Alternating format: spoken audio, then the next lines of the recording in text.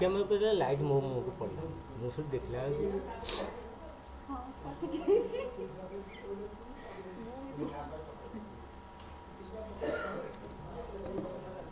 Live streaming करा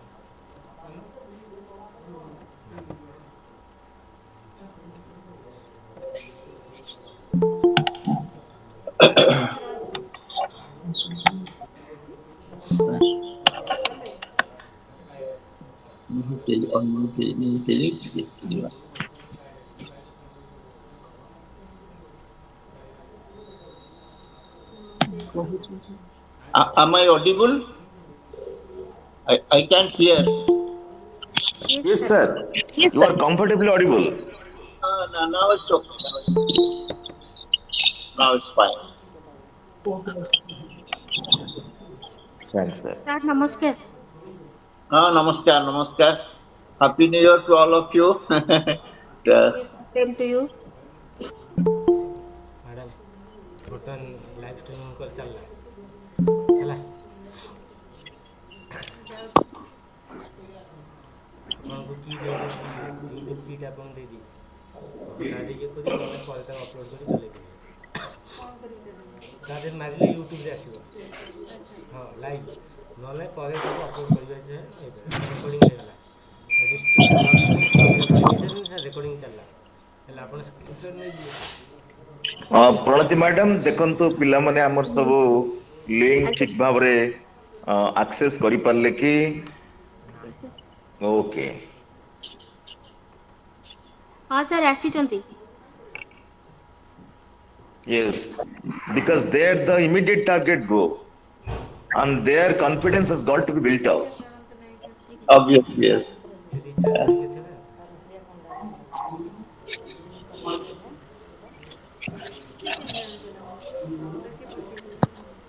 ହେଇଗଲା madam ଆପଣ ଟିକେ ଏଠି ବସନ୍ତୁ ମୁଁ ଟିକେ ସେପଟ ସବୁ ସେଟିଂ କରିଦେଇକି ଆସୁଛି ହେଲା ଆପଣ ଏଠି ବସନ୍ତୁ ହଁ କିଛି ନାହିଁ ଆପଣ ସେ ଟାଣନ୍ତୁ ଟାଣିଲେ କ'ଣ କଲେ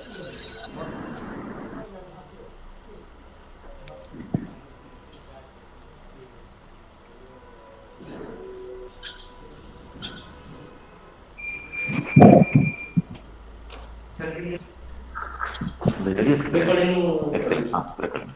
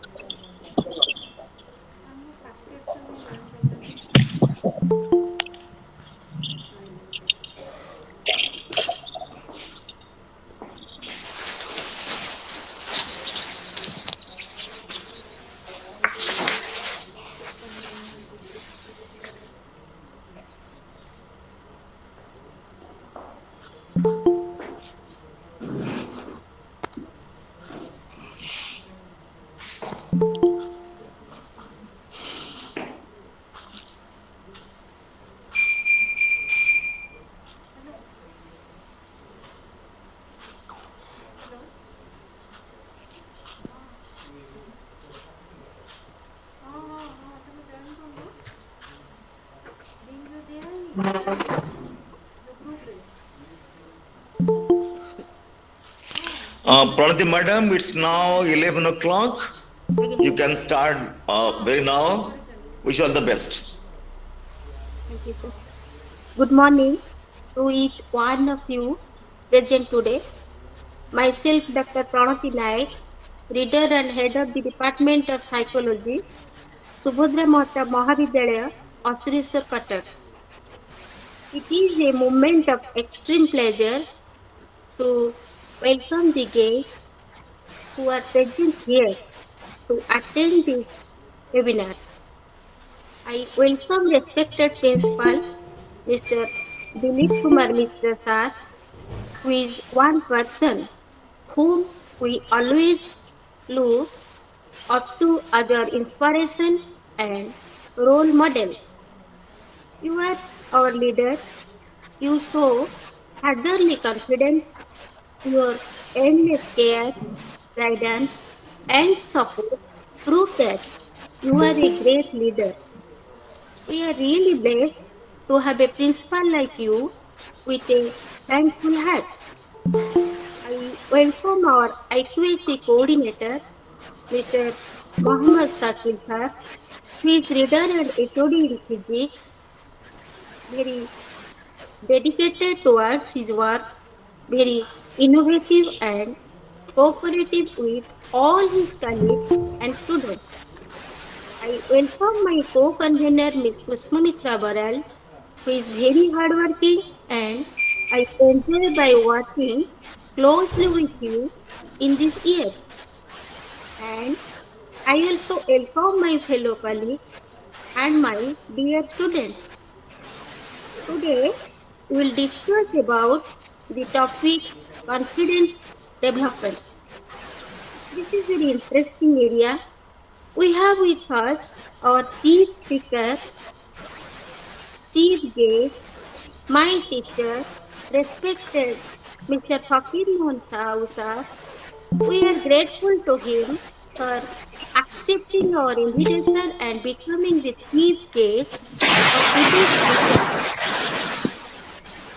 In spite of his busy schedule, our chief guest does not require an introduction as he is a well recognized figure worldwide. He is the former professor and head of the Center of Advanced Study in Psychology, Utkal University, Bangalore. He is a research professor at Xavier University, Bhubaneswar. He is visiting professor to Ravenshaw University, Central University, Hyderabad, IIM Ranchi, and also IIT Bhubaneswar. He has published several books. His publications include titles such as Affective Sensitivity and Cognitive Styles, Mysteries of Mind, Dynamics of Human Helplessness, etc. He has published approximately 105 papers worldwide. His voluminous writings in regional language has language have brought him several literacy awards, including Jhankar Award. Now, I would request our principal, who is the chief patron of today's event, to present his valuable knowledge about the topic to us. Over you, sir. Thank you, uh, my esteemed colleague um, and faculty member of the college, Professor Pranati Naik, Madam. I welcome all the participants. I accord a warm welcome to each one of you. I welcome our esteemed research person, Professor Fakir Mohan Sahu, who is a globally acknowledged scholar, an expert in the field of psychology. And I personally know him when I was pursuing my post-graduation course at Bangalore. Fakir sir is not retired. He may be the former professor and head of the Department of Psychology, and psychology is the only department in all Orisian universities which is acclaimed as the Center of Advanced Studies, and that has got reputation at the continental level. I welcome all my friends from this teaching fraternity across the state, coming from different colleges. I welcome my students, not only of this college, but students of the Department of Psychology and all honors teaching departments from different colleges of the state who have attended this program. I welcome one and all to this Good है. deliberation, to this intellectual activity, and to this state level webinar. हाँ. I am reminded of Henry David ये गुआडे गुआडे सब Thoreau's income tax तो अधिक है. remark: income tax तो अधिक है. if one advances confidently in the direction of his dreams and endeavors to live madam the life ଆପଣ ticket join which he has imagined, he will meet with a success unexpected in common hours. Friends, let me just throw some light what is confidence, which we are really starving from, which we don't have, which we don't have. We have confidence within us, but we don't feel confident. Because you don't feel confident, a strong belief in somebody or something. Confidence is a state of ना ना madam लोगे ये करो Right. देखो तो ना कि either that a hypothesis or a prediction तेलो लोगो क्या लगे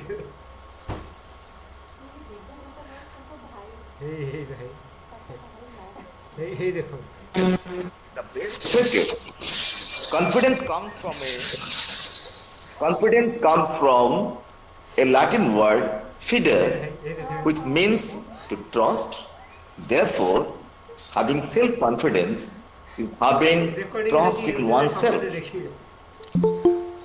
Arrogance, which you say hubris in comparison, is a state of having unmerited confidence, believing in something or someone is without any regard for failure. Confidence can be a self-fulfilling prophecy as those of an innate ability.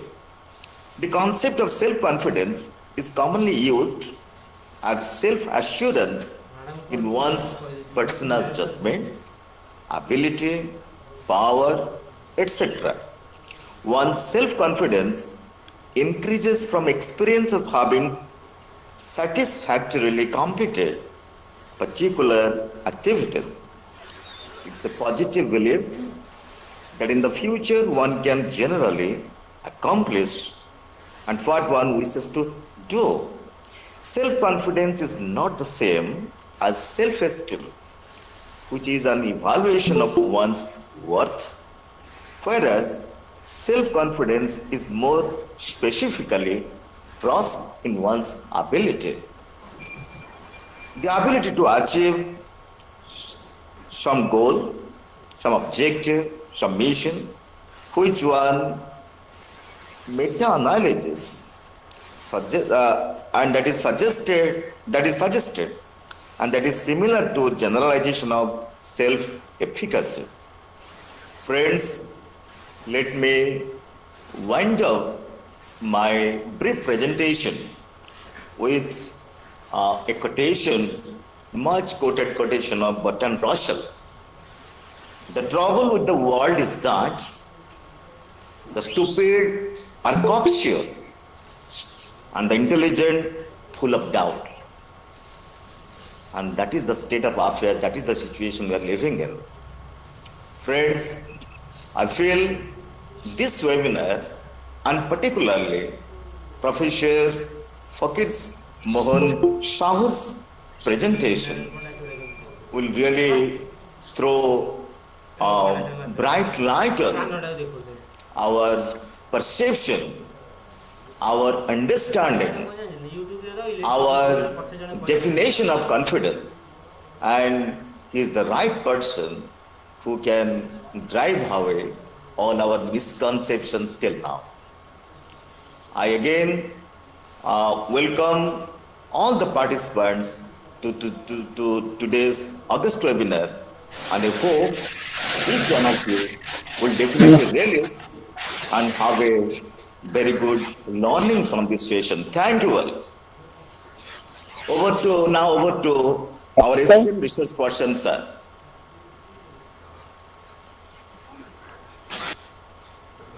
Fakir sir, now you can present your talk. Hello. Sir, you can unmute your system. Is there any technical problem? Hello? Pranati madam, please take this into consideration. Why the sound and the picture is not coming? Yes, yes. Please help Fakir sir if there is any problem.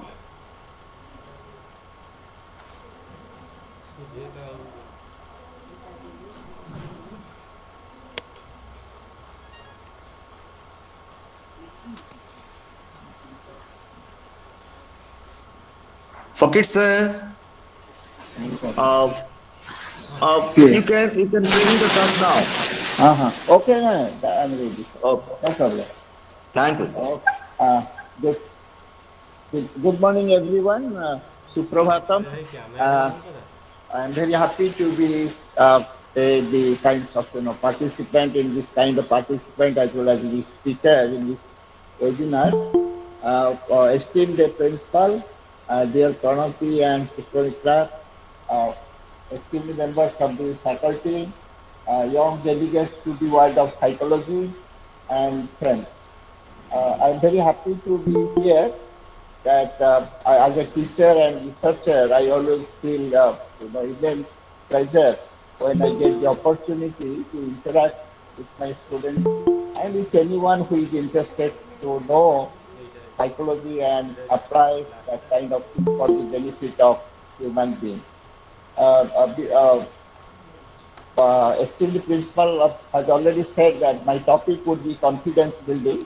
Now, before I get into the topic, let me tell you a story. The story relates to one of the eminent persons in the history, Winston Churchill. Now, all of you know something from history about the World War.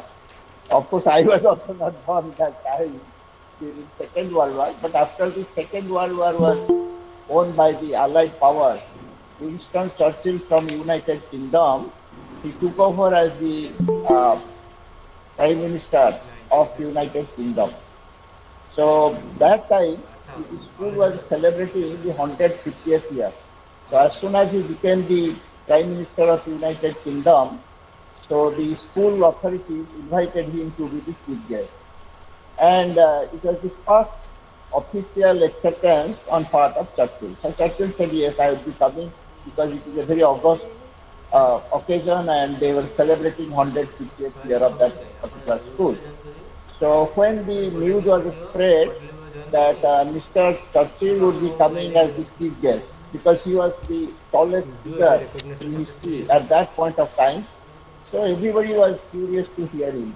Parents were obviously interested, teachers were interested, students were interested, journalists were interested, and a large number of people outside this kind of circle were also interested because everyone was curious to know what Churchill would be telling about the success of a leader. So when the day came, Churchill came and the headmaster and the faculty, they received him and Churchill came to the meeting. And when he was invited to deliver his talk, he came to his high desk. Churchill generally was wearing a small rectangular glass. So he took out his glass, cleaned it for a while, then again he put on the spectacles and took a small sheet of paper from his pocket and put it on the high desk. Everyone was expecting that Churchill would give a speech for hour and a half. But Churchill spoke only 5 words, spoke only 5 words. And he said, never, never, never, never give up. With these words, he sat down. Everyone was expecting that Churchill would be giving a speech for hour and a half. When Churchill finished everything within less than a minute, people were not sure how to respond to him. But when they understood that within those 5 words, Churchill had spoken the synopsis of effective leadership. Never, never, never, never give up. What is that? That is Sankalpara Vikalpana. That determination is the most important thing. So the topic I am going to talk about is basically relates to, only I will be talking about the science of the determination.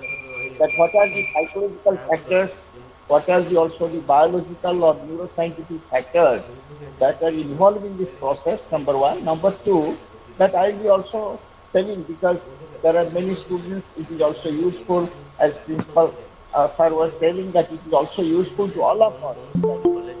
I also I also have the kinds of responsibility of building my own kind of confidence.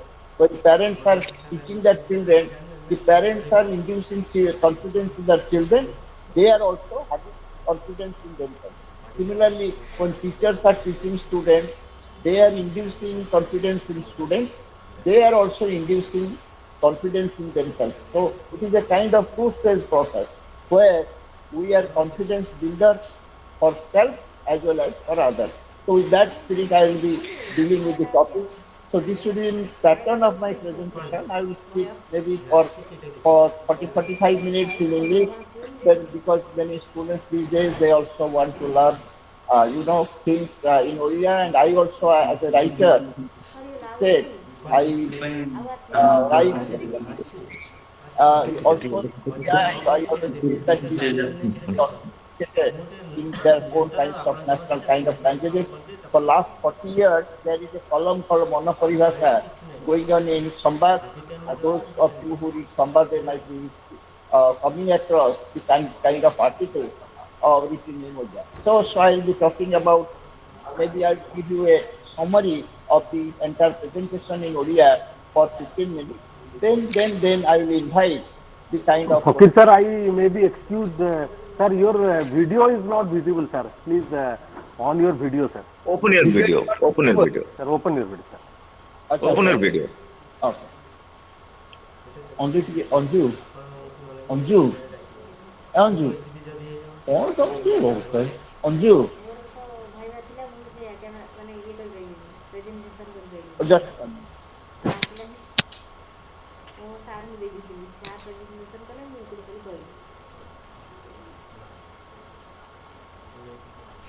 Sir से audio system पाखे जो लोगोटा अच्छे सेटा को click कर दो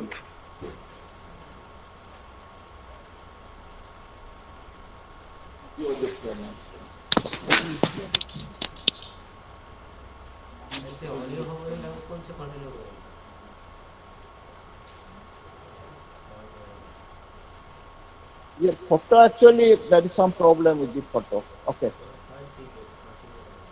Okay, sir, you can continue. You can continue comfortably. So I was trying to tell you that this should be the architect of my presentation. I'll talk about for 30-40 minutes in English. Then I'll give a summary for 10-15 minutes in Odia. Then I will invite questions. So first of all, as I said, that what is self-confidence? I think Principal Sir has already made a distinction between self-esteem and self-confidence. Okay, self-confidence relates to the kind of the amount of belief that you can do a work competently. Okay. Now, when you do a work, dear friends, there are two components of the work. First one is your skill. You are acquiring some skill, but that skill acquisition of skill is not same thing as the execution. So when we are going to school, we are going to training center, we are going to other places work, we are acquiring this skill. But what is the guarantee that our skill would be executed? ତେଣୁ କାମ କରିବା ଆଉ କାମର ସ୍କିଲ୍ଟା ଏ ଭିତରେ ଗୋଟେ ପ୍ରକାର distinction ରହୁଛି। ଆମେ ଯେତିକି ଭାବୁଛେ ଆମେ ସ୍କିଲ୍ଟା ଆହରଣ କରିଛୁ ବୋଲି ଆମେ ସେଟାକୁ କାମରେ ହୁଏତ ସେତିକି ପରିମାଣରେ ଆମେ ତାକୁ ସମ୍ପାଦନ କରିପାରିନଥିବୁ। ତେଣୁ ପ୍ରଥମେ at the beginning of our journey we must make a distinction. The skill acquisition is different from skill execution. The students might have experience. There may be very good teachers who are repository of knowledge. They are very knowledgeable. But when it comes to classroom performance, they may not be very successful teachers because they don't have the right kind of skill to execute a particular kind of competence. So this particular, then the question is that how that particular competence of performance can be built. Now, Generally, when you deal with psychology, we say that if something exists, it exists in certain quantities. And if it exists in certain quantities, we can also measure it. Therefore, everything, we say psychology is a science. It is a psychological science. So we must be able to measure it. So how can we measure it? Now, when we talk about confidence, there are two kinds of confidence. One is a very general confidence. Suppose you think that I have a very capable person. I have the confidence. Yes. But suppose you are going along the road and you find a child being drowned in the river. Are you going to save her? The answer is no. That even if you think you are a very capable person, full of all capacity, but you are not going to save a drowning child because you do not know how to swim. Therefore, the second proposition I am putting forward, that what is required is a very area specific competence, the domain specific competence. If I am a teacher, I must have teaching confidence or teaching efficacy. If somebody is making home, he must have house management efficacy. If somebody is driving the car, he or she must have driving efficacy. And if somebody is swimming, he or she must have swimming efficacy. So, dear friends, the second thing I am saying, that what is more important, we may have a general confidence or general efficacy, but more important is very domain specific efficacy. Now, how can that be measured? Suppose we are measuring driving efficacy. Now, I can ask 50 questions which can be answered in yes or no. Suppose I will ask these questions. Can you drive well when it is raining? Can you drive well when it is the light condition is very bad? Can you drive when you are feeling feverish? Can you drive well? Suppose you are driving even with two-wheeler. Just ask this question to yourself. Can you drive well when there are no proper traffic signals? Can you drive well when your friends are disturbing you? So if I give you such 50 hours and you say, yes, yes, I can drive, I can drive, I can drive 45 times, then it will be concluded that you have a very high level of confidence. So therefore, these domain specific confidence is very important. Because as a teacher, I need teaching efficacy or teaching confidence. As a student, you must be requiring the academic efficacy, and the teachers, the professors, they must be having the teaching efficacy, and the lady who is making home, she must be having the house management efficacy, and the lady who is managing a child, she must be having the child management efficacy. Now the question is, how can we build, or how can we induce or develop that kind of confidence? This is very, I will give you 4 5 formulas that which are helpful in building confidence. Listen to me, they are not very hard stuff, very technical things, but I will tell in a very non-technical manner so that all of you can understand it and also can implement it in your personal life as well as in your collective life. The first thing is that for building confidence, you have to expand the area of your skill, area of your mastery. It is called mastery training. Now think of a mother. Suppose you know that there is a circus in Australia, or there is a circus in the city of Bhubaneswar. Now think of a adaptive mother and a common mother. What will happen? A very competent mother will think, no, there is a circus, I should take my child, and even if she is scared, even if she is afraid, I will try to put her in my lap, and she should be exposed to that kind of thing, the lights, the sounds, that kind of thing. So a typical competent mother will try to see that the range of experience, the contour, the area of experience must be expanded. But a typical mother, another ordinary mother will say, no, no, the child would be very scared of the loud noise, loud, or very illuminations, all kinds of light, all kinds of, so therefore I will not take it. So dear students, what I am saying, that if you are building your confidence, the formula number one, the first formula tip number one would be that you should expand the range of your experiences. That's why your teachers ask you to go to conferences, go to seminars, go to different kinds of athletic competitions, go to inter-school, inter-college debate, inter-college sports competition. So when you are going for inter-school or inter-college debate, inter-college sports, you are expanding you are expanding your range of experiences. But if you always try to, no, I will always be stay safe in my own home, in my own college.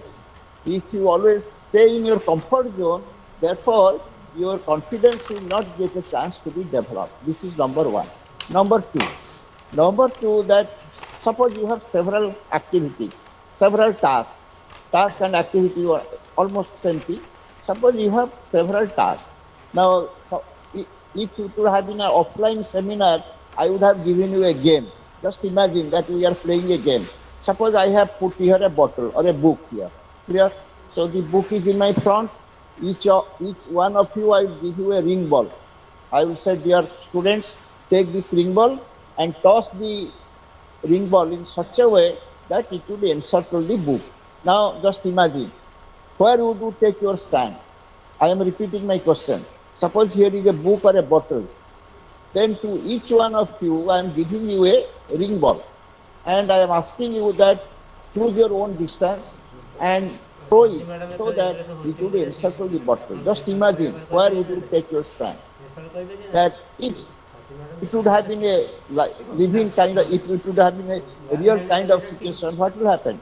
There will be some students who will stand very close, isn't that? So that when they toss the ring, that will encircle the book or the bulb 100% of the time. Clear, 100% of the time. So there are, I am all 100% successful. Now, is it good or bad? Just ask yourself, just think. I am taking a pause, think that if you are 100% success, that is also not good, because if parents or teachers give you easy tasks and you are 100% successful, then what will happen?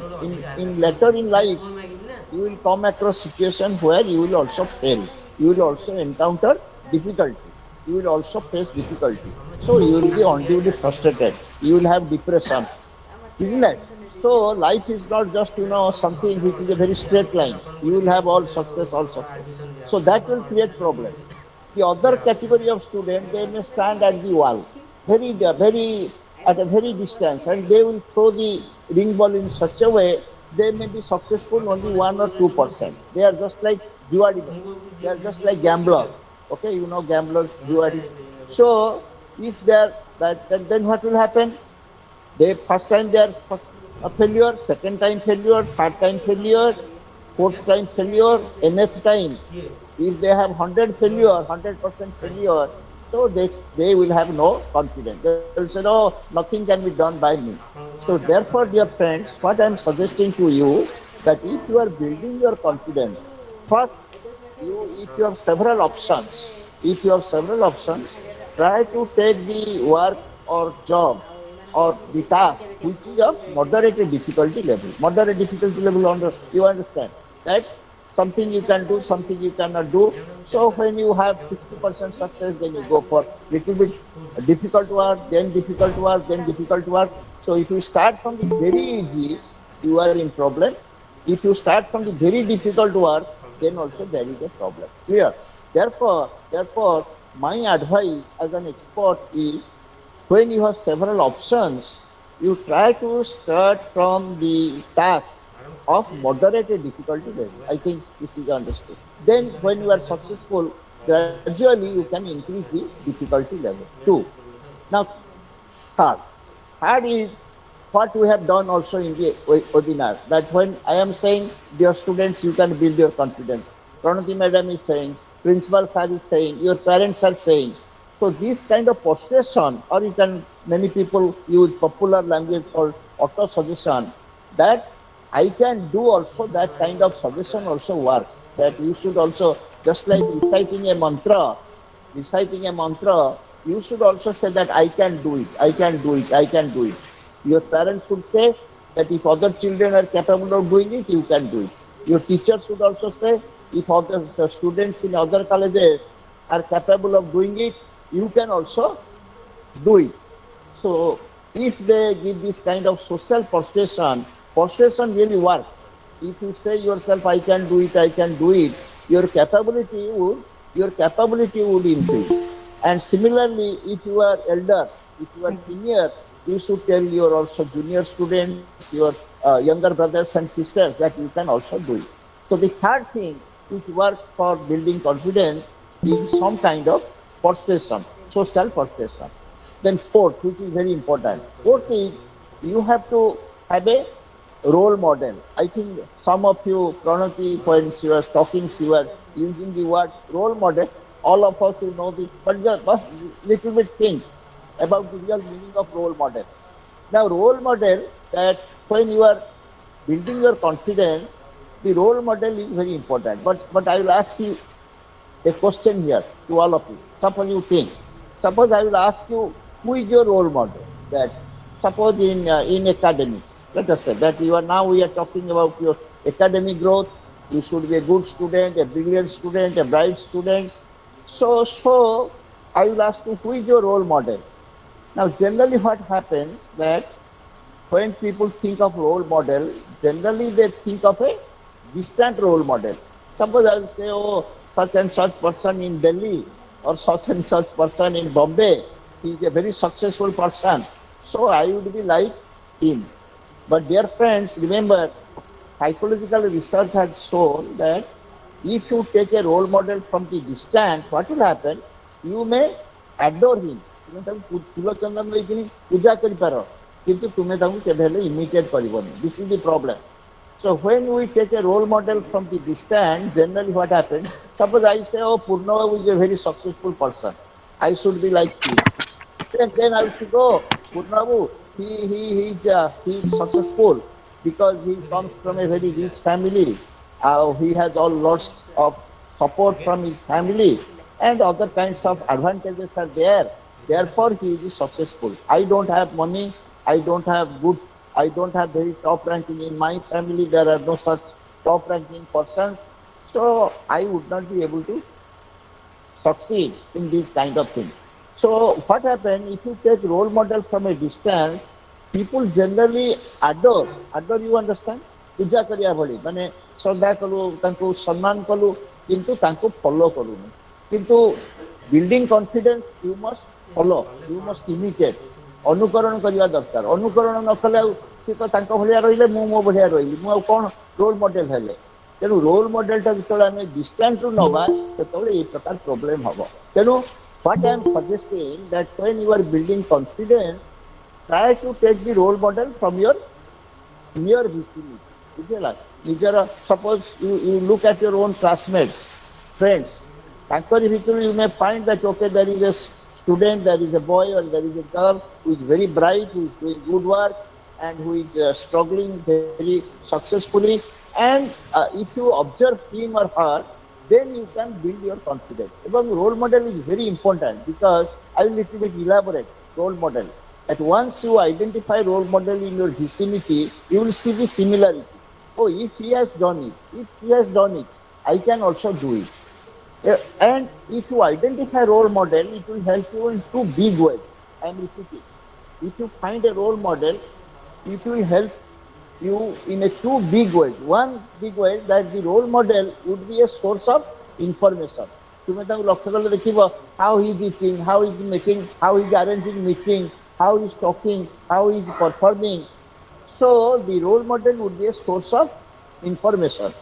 The role model would also be a source of inspiration. Inspiration କ'ଣ? Emotion. Emotion actually ମୁଁ ଏଠି ଟିକେ ଓଡ଼ିଆରେ କହୁଛି କାହିଁକିନା ବୁଝିପାରିବେନି ପିଲାମାନେ. So inspiration ଆମେ ଇମୋସନଟାକୁ ଆଗକୁ ଓଡ଼ିଆରେ କରାହେଇଛି ଆବେଗ. ନା ଆଗରୁ ଆମେ ଇମୋସନ କହିଲେ ସବୁବେଳେ ନେଗେଟିଭଲି ନେଉଥିଲେ ଯେ ସେ ଲୋକଟା ଇମୋସନାଲ, ମୋ ସାଙ୍ଗଟା ଇମୋସନାଲ କି ମୋ ବାପା ମା ଇମୋସନାଲ, ସେଇଟାକୁ ଆମେ ସବୁବେଳେ ଖରାପ ସେନ୍ସରେ ନେଉଥିଲେ. କିନ୍ତୁ ଇମୋସନର ଗୋଟେ ଭଲ ଦିଗ ବି ଅଛି, ନୁହେଁ କି? ମନେକର ଯୋଉ ବର୍ତ୍ତମାନ ଯୋଉଠି ବସିଛ ସେଇଠି ଗୋଟେ ଧର ବଡ଼ ଟେବୁଲ ଅଛି କି ଗୋଟେ ବଡ଼ ଟେବୁଲ ଅଛି, ହେଭି ଟେବୁଲ ଅଛି, ତୁମେ ତାକୁ ଉଠେଇ ପାରିବନି. କିନ୍ତୁ ମନେକର ଘରେ ନିଆଁ ଲାଗିଗଲା, ତମେ କ'ଣ କରୁଛ? ଅବଲୀଳା କ୍ରମେ ସେ ଟେବୁଲଟାକୁ ଧରିକିନି ବାହାରକୁ ନେଇପାରୁଛ. ତେଣୁ ସେଇ ଯୋଉ ଅଧିକା ଶକ୍ତିଟା କୋଉଠି ପାଉଛ? ସେଇଟା ତମକୁ ଇମୋସନ ଦଉଛି. ମୁଁ ଭିତରକୁ ଯାଉନି କାହିଁକିନା ଆମ ଭିତରେ ଯୋଉ ଅଛି ଅଟୋନୋମିକ ଆଉ sympathetic nervous system ଅଛି सी हमको अधिक शक्ति दब इमरजेंसी सिचुएशन को फेस करने तेणु आम सहज नहीं पार तेणु कहबार तात्पर्य हूँ if you have a good role model you treat him or her as a source of information ଏବଂ source of inspiration ଭିତରୁ ଆମ ଭିତରେ ବି ଶକ୍ତି ଆସିବ ସେଇଭଳିଆ ଭାବରେ ମାନସିକ ଶକ୍ତି ଆସିବ ଆମେ ସେ କାମଟା କରିପାରିବୁ ଯେତେ କଷ୍ଟକର ହେଇଥିଲେ ବି ଯେତେ ଅସାଧ୍ୟ କାମ ହେଇଥିଲେ ବି ଆମେ ତାକୁ ସହଜରେ ସାଧ୍ୟ କରିପାରିବୁ ତେଣୁ ରୋଲ ମଡେଲଟା so fourth principle I said that role model you take role model from the distance but that is for your adoration आमे कहबो जे ओके आमे कोन आमे गांधी को पूजा करछु सुभाष चंद्र बोस को पूजा करछु काली सुभाष बोस को जन्मदिन आमे पूजा करछु किंतु आमे हेला बेल को हम भीतर से भरी शक्ति आसी नै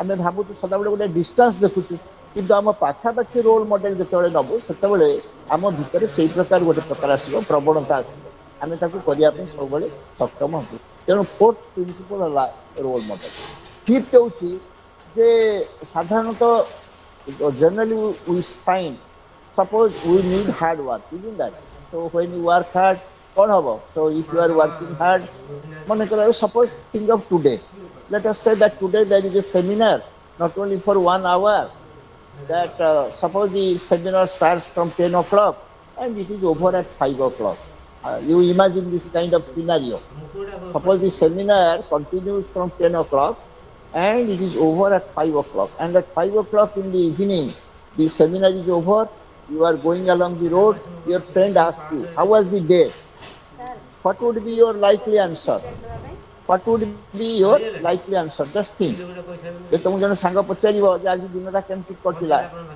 एठी you will find there will be two kinds of answers तो मान को दळे कहबे oh it was a very hectic day it was a very tiring day आज दिन सारा आमे खाली स्पीच सुनुछु आउ सुनुछिनी क्लांत अनुभव करूछु एवं आमे बहुत क्लांत वी आर वेरी टायर्ड घरे केमति जाई चा पीबा कि कॉफी पीबा एटा आंसर हबो किंतु आउ किछि पिला कहिबे जे नाही it was a very productive day जे आज आमे 4-5 घंटा रे जेतिकी ज्ञान पाइलु बा जेतिकी जिंस जानिलु सेटा हमकु 10टा 12टा बही पढिथिले भी एवं 10-12 घंटा पढिथिले भी आमे सेतिकी जानि पाइ नथांतु तेनु डियर फ्रेंड मु कोन कहया चाहूची जे आमे जेतबे परिश्रम करू बॉडी रो गोटे प्रॉपर्टी होची सेतिरे नेगेटिव सिग्नल सेतिरे फैटिग आसीबो मोनोटोनी आसीबो क्लांति आसीबो दैट इज फॉर श्योर किंतु हाउ वी इंटरप्रेट बुझेला how we interpret these negative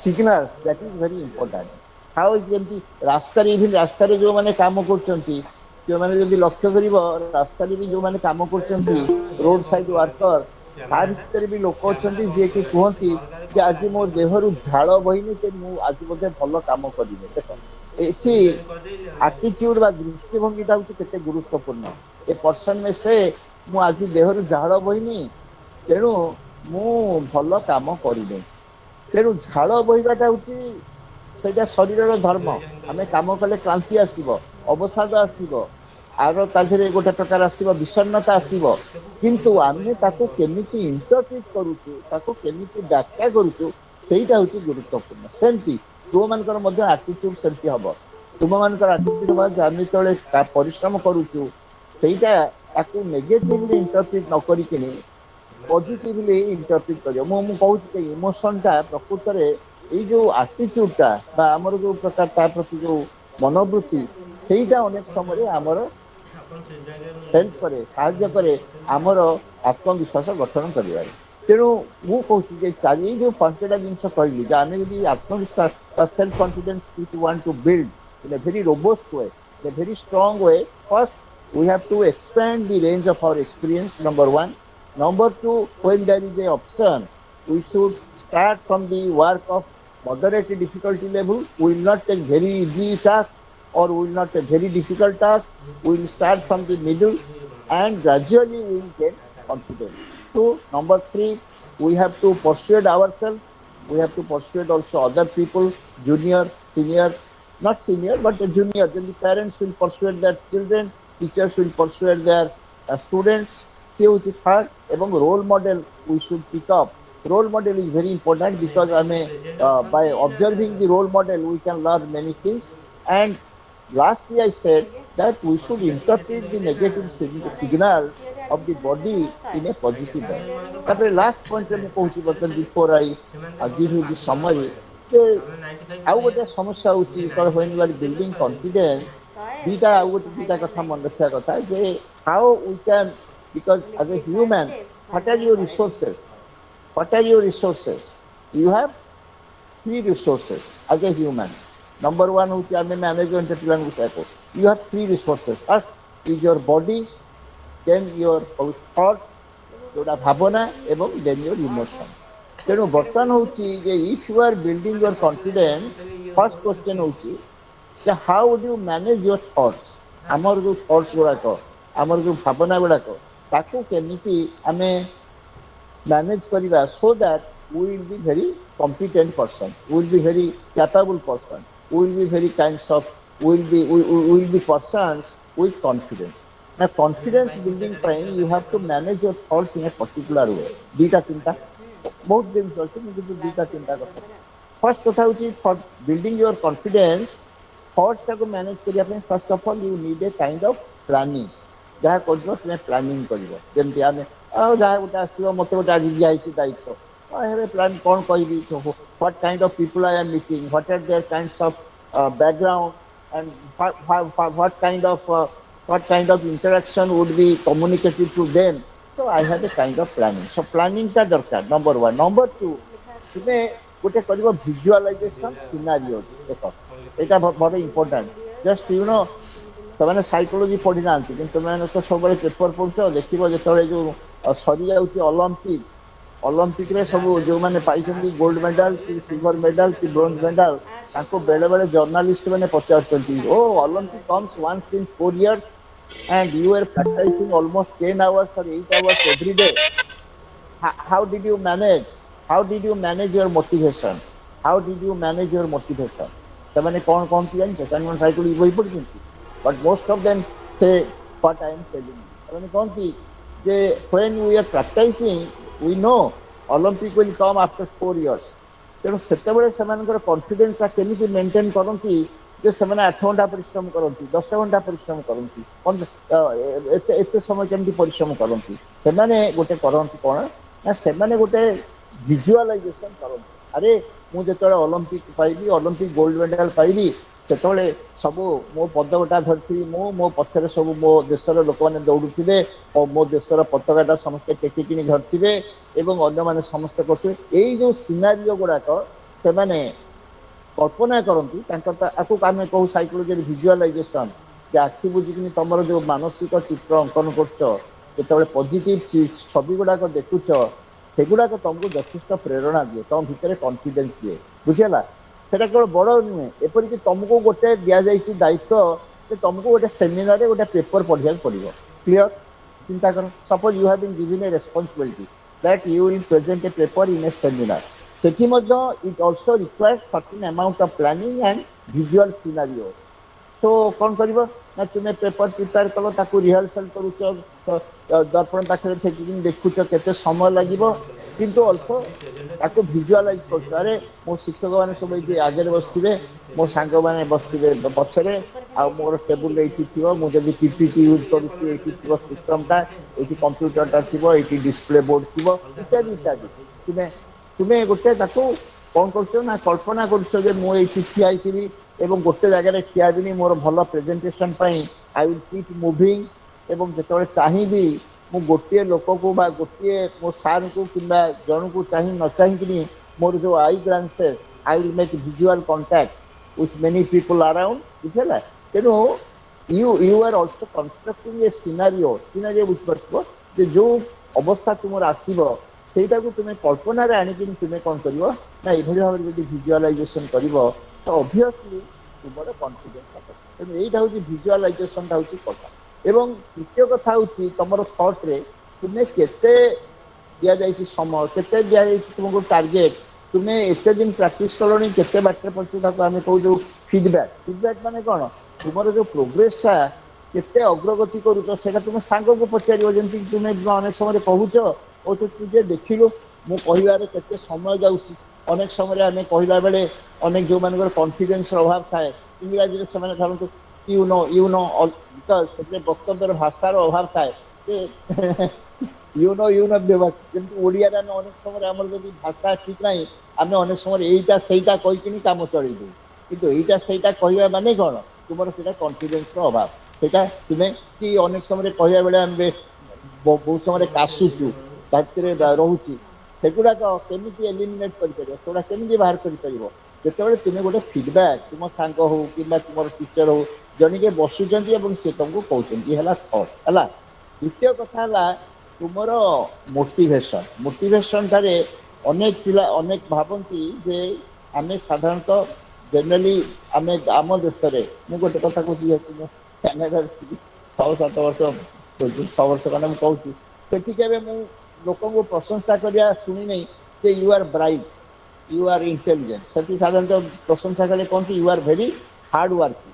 ବୁଝିହେଲା, you are very hard working. ଆଚ୍ଛା, ତଫାତ୍ କ'ଣ? ମୁଁ ଯଦି କହୁଛି you are bright, you are intelligent, ତାମାନେ ସେ ତୁମ ଇଣ୍ଟେଲିଜେନ୍ସ ଗୋଟେ ରହିଛି। ଇଣ୍ଟେଲିଜେନ୍ସ ଥିଲେ ତୁମେ ଭଲ କରିବ, ଇଣ୍ଟେଲିଜେନ୍ସ ନଥିଲେ ତୁମେ ଖରାପ କରିବ। କିନ୍ତୁ ଯେତେବେଳେ କହୁଛି ହାର୍ଡ ୱାର୍କିଂ, କ'ଣ ଏଇଟା ଗୋଟେ ଭ୍ୟାରିଏବଲ, ନୁହେଁ କି? ଯଦି ତୁମେ ହାର୍ଡ ୱାର୍କ ମାନେ କମ୍ ପରିଶ୍ରମ କରୁଛ, କମ୍ ସକ୍ସେସଫୁଲ। ଯଦି ବେଶୀ ପରିଶ୍ରମ କରୁଛ, ବେଶୀ। ତେଣୁ ତୁମେ ସବୁବେଳେ ଭାବିବ ଯେ ଆମର ଯୋଉଟା ରହିଛି ମାନସିକ ଶକ୍ତି ବା ମୋଟିଭେସନରେ, ସେଇଟାରେ ଆମର ଗୋଟେ କଣ୍ଟ୍ରୋଲ ରହିଛି। ଆମେ ଯଦି ଅଳ୍ପ ପରିଶ୍ରମ କରିବା, ଅଳ୍ପ ରେଜଲ୍ଟ ପାଇବା। ଭଲ ପରିଶ୍ରମ କଲେ ଭଲ ରେଜଲ୍ଟ ପାଇବା।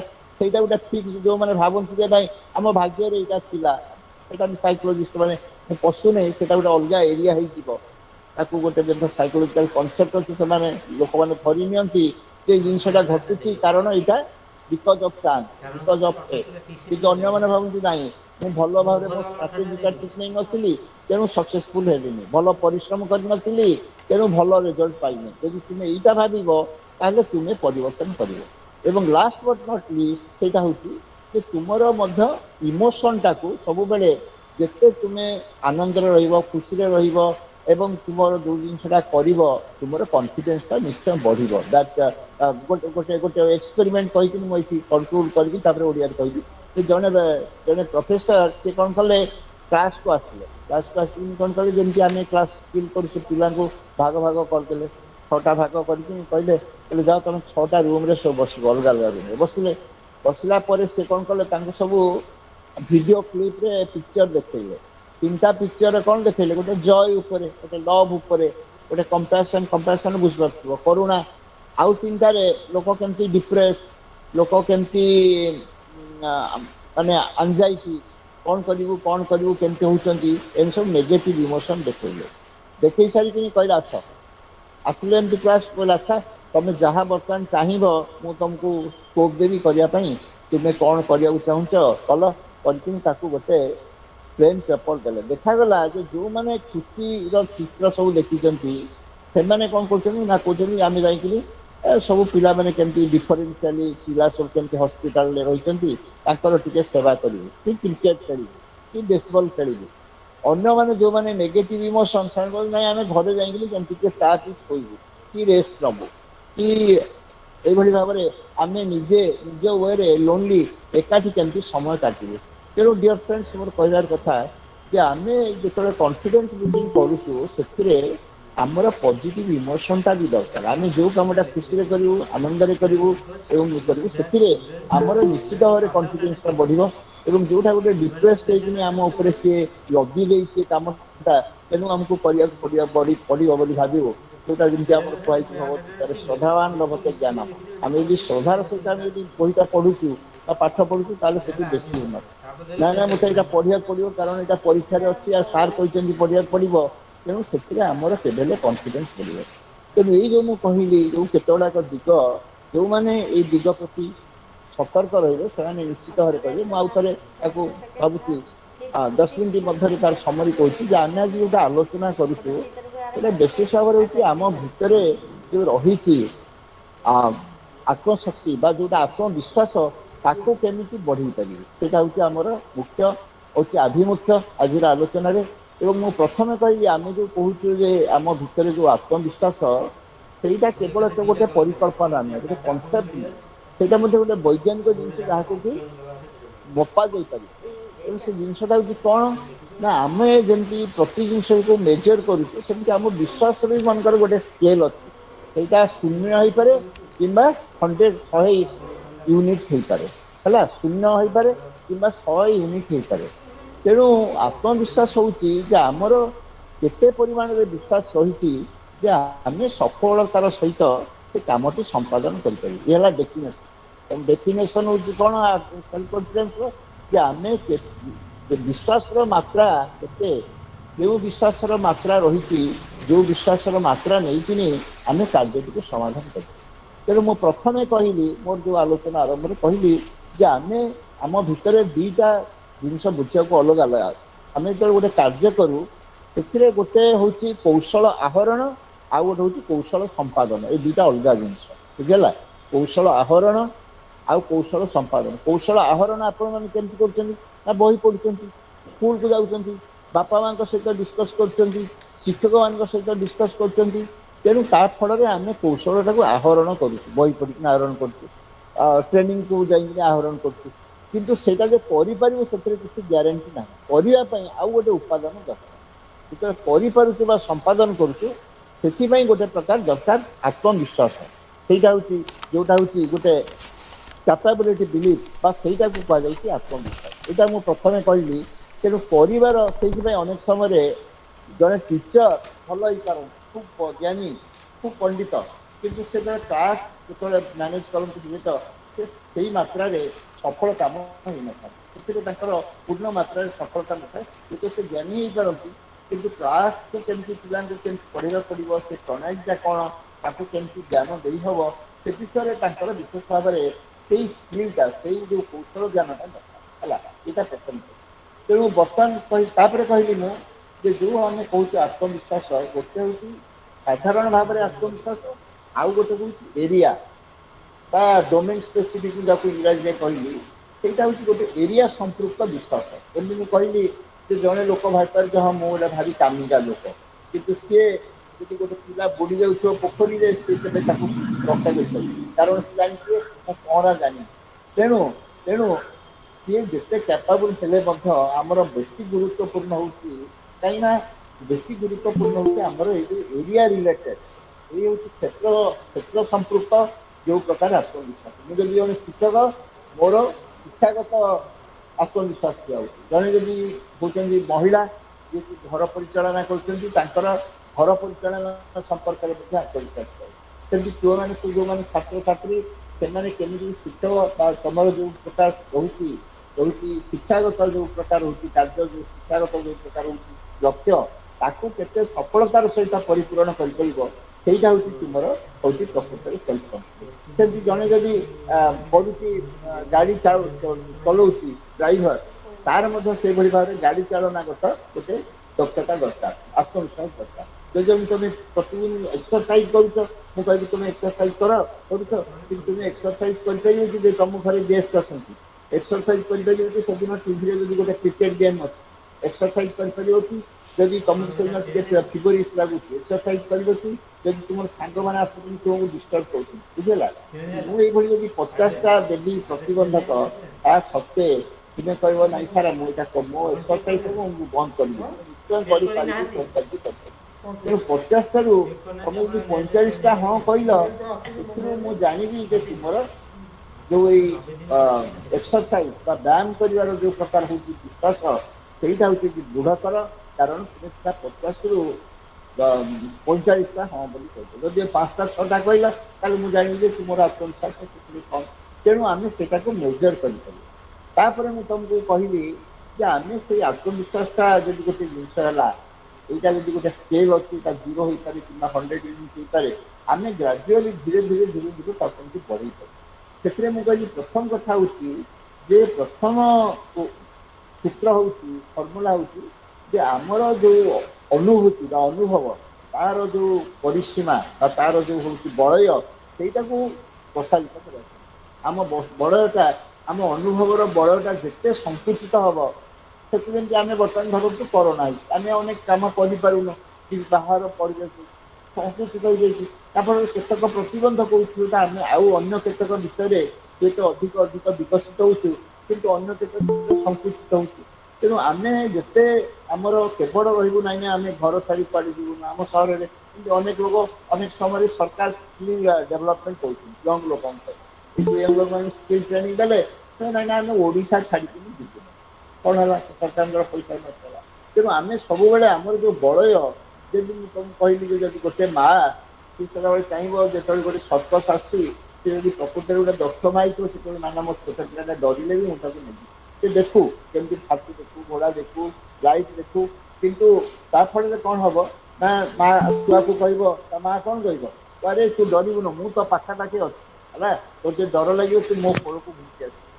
ସେମିତି ତୁମର ଟିଚର ମାନେ, ତୁମର ବାପା ମା ମାନେ, ସେମାନେ ତମକୁ କେବଳ ସୁରକ୍ଷା ବଳୟ ଭିତରେ ଯୋଉଟା କଲେ ଖାଲି କମ୍ଫର୍ଟ ଜୋନ୍ ତୁମର କାମ ଚଳିଯିବ, ସେଇଭଳିଆ ଭିତରେ ତମେ ଯଦି ବାନ୍ଧି ହେଇକି ରହିବ, ଆଉ ମୁଁ ତ ପଢ଼େଇ ଦେବି ଏମିତି କାମ କରୁଛି କ୍ଲାସଟା, ପିଲାମାନେ ତ ପଢ଼ୁଛନ୍ତି, ପିଲାମାନେ ପରୀକ୍ଷା ଦେଉଛନ୍ତି, ଏଇଥିରେ ତୁମେ ଯଦି ସନ୍ତୁଷ୍ଟ ହେଇଯିବ, ତୁମର ଆଉ ଯେଉଁ ପ୍ରକାର ଯେଉଁ କହିଲି ଆତ୍ମବିକାଶ ବା ଆତ୍ମବିଶ୍ୱାସ ସେଇଟା କେବେ ହେଲେ ପୁଷ୍ଟିତ ଆଉ ବର୍ଦ୍ଧିତ କିମ୍ବା ସେଇଭଳି ଭାବରେ ପ୍ରସ୍ଫୁଟିତ ହେବନି। ତେଣୁ ହେଉଛି ଯେ ଆମେ ସେଇ ବଳଟାକୁ ଧୀରେ ଧୀରେ ଧୀରେ ଧୀରେ ପଢ଼ିବା। ସେଇଥିପାଇଁ ତୁମେ ସବୁ ଇଣ୍ଟର କଲେଜ ଡିବେଟ୍କୁ ଯାଉଛ, ଇଣ୍ଟର କଲେଜ ଆଥଲେଟିକ୍କୁ ଯାଉଛ, ଅନ୍ୟାନ୍ୟ ଜାଗାକୁ ଓଡ଼ିଶାରୁ ବେଙ୍ଗଲକୁ ଯାଉଛ, ବେଙ୍ଗଲରୁ ଅନ୍ୟ କୋଉଠିକୁ ଯାଉଛ, ଗୁଜୁରାଟକୁ ଯାଉଛ, ବିଭିନ୍ନ ଜାଗାକୁ ଯାଉଛ, ବିଭିନ୍ନ ଦେଶ ବିଭିନ୍ନ ସଂସ୍କୃତି ସହିତ ତମର ଯେଉଁ ପ୍ରକାର ଆସୁଛି ପରିଚୟ, ସେଇଟା ହେଉଛି ଏ ହେଲା ସଦନା ନମ୍ବର 1।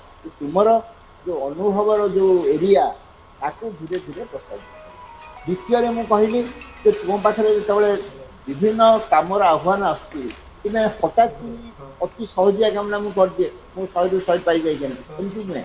କିମ୍ବା ମୁଁ ଅତି ଗୋଟେ ଗ୍ୟାମ୍ବଲର ଭଳିଆ ଜୁଆଡ଼ି ଭଳିଆ ସବୁଠୁ ଡିଫିକଲ୍ଟ କାମ କରିବି, ସେମିତି ନୁହେଁ। ତୁମେ ଦେଖିବା ଆଗ ମଝି ମଝି କାମ ନେଇ ତୁମେ କେତେ ପାରୁଛ। ଯଦି ଦେଖିବ 60% ହେଉଛି, ଆଜି ଆଉ ଟିକେ ଡିଫିକଲ୍ଟ, ଆଉ ଟିକେ ଡିଫିକଲ୍ଟ, ଯଦି ଏଇଭଳି ଭାବରେ କରିବ। କାହିଁକି ନା ତୁମେ ଯଦି ଅତି ସହଜିଆ କାମ ନବ, କ'ଣ ହବ ନା ଜୀବନରେ ତ ତୁମେ ସହଜ ସବୁବେଳେ ତୁମକୁ ବାପାଙ୍କର ଇଏ ସବୁବେଳେ ଭଲ, ସବୁବେଳେ 100ରୁ 100 ପାଏ, କିନ୍ତୁ ସେଇଟା ତୁମକୁ ଖୁସି କରିଦେଲା। କିନ୍ତୁ ଜୀବନରେ ତୁମେ ଯେତେବେଳେ ଦେଖିବ ଟିକେ ଡିଫିକଲ୍ଟ କାମ ଆସିବ, କରିପାରିବନି, ଏବଂ ତୁମ ବନ୍ଧୁମାନେ ସେତେବେଳେ ତୁମକୁ ନେଗେଟିଭଲି କହିବେ, ତୁମ ମନ ଦୁଃଖ ହେବ, ସେତେବେଳେ ତୁମେ ବେଶୀ ତୁମର ବ୍ୟର୍ଥତା ବା ଫ୍ରଷ୍ଟ୍ରେସନ୍ ଯେଉଁ କହନ୍ତି, ତୁମେ ବେଶୀ କାନ୍ଦିବ, ବେଶୀ ଅନୁଭବ କରିବ। ସେମିତି ଯଦି ଗ୍ୟାମ୍ବଲର ହେବ, ମୁଁ ମୋ ଜୀବନରେ 10 ବର୍ଷ ଧରି ଗୋଟେ ବିଷୟରେ ଯେଉଁଟା ରିସର୍ଚ୍ଚ କରିଛି, ଯେଉଁଥିରେ ବାହାର ଲୋକ ଜାଣିଛନ୍ତି, ସେଇଟା ହେଉଛି ମୋ ବହିଟା ହେଉଛି ଦେଖିବା ମାଧ୍ୟମରେ ଡାଇନାମିକ୍ସ ଅଫ୍ ହ୍ୟୁମାନ୍ ହେଲ୍ପଲେସନେସ୍, ମଣିଷ କାହିଁକି ନିଜକୁ ଅସହାୟ ମନେ କରେ। ତା ଯେଉଁ ମୁଖ୍ୟ ବକ୍ତବ୍ୟ ହେଉଛି ଯେ ଆମେ ଯେତେ ନେଗେଟିଭ୍ ଏକ୍ସପିରିଏନ୍ସ ଦେଇ ଯାଉ, ଯେ ଏଇଟା ହେବନି ଏଇଟା ହେବନି, ତା ଫଳରେ ଆମ ଭିତରେ ଗୋଟେ ଅସହାୟତା ଚାଲିଆସେ, ମୋ ଦ୍ୱାରା ବୋଧେ ମୁଁ ଗୋଟେ ନିପାରିଲା ଲୋକ, ମୋ ଦ୍ୱାରା କିଛି କାମ ହେବନି। ତେଣୁ ତୁମେ ଯଦି ଗୋଟେ ଗ୍ୟାମ୍ବଲର ନେବ, ସବୁବେଳେ ହଁ ମୁଁ ଗୋଟେ ଡିଫିକଲ୍ଟ କାମ, ଜିରୋ, ଫେଲିୟର, ପୁଣି ଫେଲିୟର, ପୁଣି ଫେଲିୟର, ପୁଣି ଫେଲିୟର, ଏମିତି 100ରୁ ତୁମେ ଯଦି 90 ଜାଗାରେ ତୁମର ରହିଲା ବିଫଳତା, ନିଶ୍ଚିତ ଭାବରେ ତୁମ ଭିତରେ ଗୋଟେ ଅସହାୟତା ଆସିବ। ଅସହାୟତା ଆସିଲେ ତୁମେ ବିଷାଦ ବା ଗୋଟେ ପ୍ରକାର ବିଷଣ୍ଣତା ଆସିବ। ତେଣୁ ସେଇଟା ତୁମେ ସବୁବେଳେ ମଝି ମଝି କାମ ନେଇକି କହୁନି ସେଇଠି ରହିଯିବ ବୋଲି, ଧୀରେ ଧୀରେ ତୁମେ କ'ଣ କରିବ, ଅଧିକରୁ ଅଧିକ ଡିଫିକଲ୍ଟ କାମ ହେବ। এইটাও କହିଲି ମୁଁ, ଏଇଟା କହିଲି 2 ନମ୍ବର। ତୃତୀୟ କହିଲି ସବୁଠୁ ଗୁରୁତ୍ୱପୂର୍ଣ୍ଣ ରୋଲ ମଡେଲ, ଯେଉଁଟାକୁ ହେଉଛି ଗୋଟେ ଅନୁକରଣୀୟ ବ୍ୟକ୍ତିତ୍ୱ। ଆମେ ସମସ୍ତେ ଅନୁକରଣୀୟ ବ୍ୟକ୍ତି, ଆମକୁ ପଚାରିଲେ କହିବେ, କିନ୍ତୁ ଅନୁକରଣୀୟ ବ୍ୟକ୍ତିତ୍ୱରେ ମୁଁ ଗୁରୁତ୍ୱପୂର୍ଣ୍ଣ କଥା କହିଲି ଯେ ଅନୁକରଣୀୟ ବ୍ୟକ୍ତିତ୍ୱ ସାଧାରଣତଃ ଲୋକମାନେ ଗୋଟେ ଦୂରବର୍ତ୍ତୀ ଅନୁକରଣୀୟ ବ୍ୟକ୍ତିତ୍ୱ ନିଅନ୍ତି। ଆମେ ଯେଉଁ ମହାତ୍ମା ଗାନ୍ଧୀ, ମୁଁ ତାଙ୍କ ଭଳିଆ ହେବି, କି ସୁଭାଷ ବୋଷଙ୍କ ଭଳିଆ ହେବି, କି ଅମୁକ ଭଳିଆ ହେବି, ସେଗୁଡ଼ା କ'ଣ ହେବ ନା ତାଙ୍କୁ ଆମେ ଫୁଲ ଚନ୍ଦନ ଦେଇ ପୂଜା କରିପାରୁ, କିନ୍ତୁ ଆମେ କେବେ ହେବୁନୁ। କାହିଁକି ନା ସେଇଠି ଗୋଟେ ମନରେ ଆସିବ, ଗୋଟେ ଡିଷ୍ଟାନ୍ସ ଆସିବ, ଆରେ ସେ ସକ୍ସେସଫୁଲ୍ ହେଇଛନ୍ତି କାରଣ ସେ ଏଭଳିଆ ପରିବାରରେ ଥିଲେ, ତାଙ୍କର ଧନ ଥିଲା, ତାଙ୍କର ଜନ ଥିଲା, ତାଙ୍କର ପରିବେଶଟା ସେମିତି ଥିଲା। ମୁଁ ଯେତେବେଳେ ଯେଉଁ ମୁହୂର୍ତ୍ତରେ ଦେଖିବି ଯେ ସିଏ ଅଲଗା ମୁଁ ଅଲଗା, ସେଇଠି ତାଙ୍କୁ ମୁଁ ପୂଜା କରିପାରେ, କିନ୍ତୁ ତାଙ୍କ ଭଳି ହେବା ପାଇଁ ମୋ ଭିତରେ ସେଇ ପ୍ରକାର ଯେଉଁ ମାନସିକ ବଳ, ସେଇ ପ୍ରକାର ଯେଉଁ ମାନସିକ ପ୍ରରୋଚନା ଆଉ ଯେଉଁ ପ୍ରକାର ପ୍ରବର୍ତ୍ତନା, ସେଇଟା କେବେ ଆସିବ। ତେଣୁ ମୁଁ କ'ଣ କରିବି, ମୋ ପାଖରେ ଦେଖିବି ଯେ ଆମେ ବି ଯେଉଁମାନେ ଶିକ୍ଷକ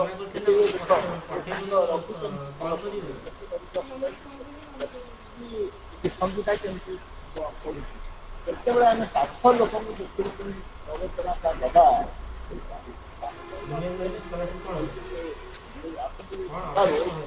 ପ୍ରଥମେ ଡିଷ୍ଟାନ୍ସ ରୋଲ୍ ମଡେଲ ଆମର ଇଣ୍ଟିମିଟିରେ, ଆମର ଯେଉଁ ନିକଟସ୍ଥ ପରିବେଶରେ ଯେଉଁ ଅନୁକରଣ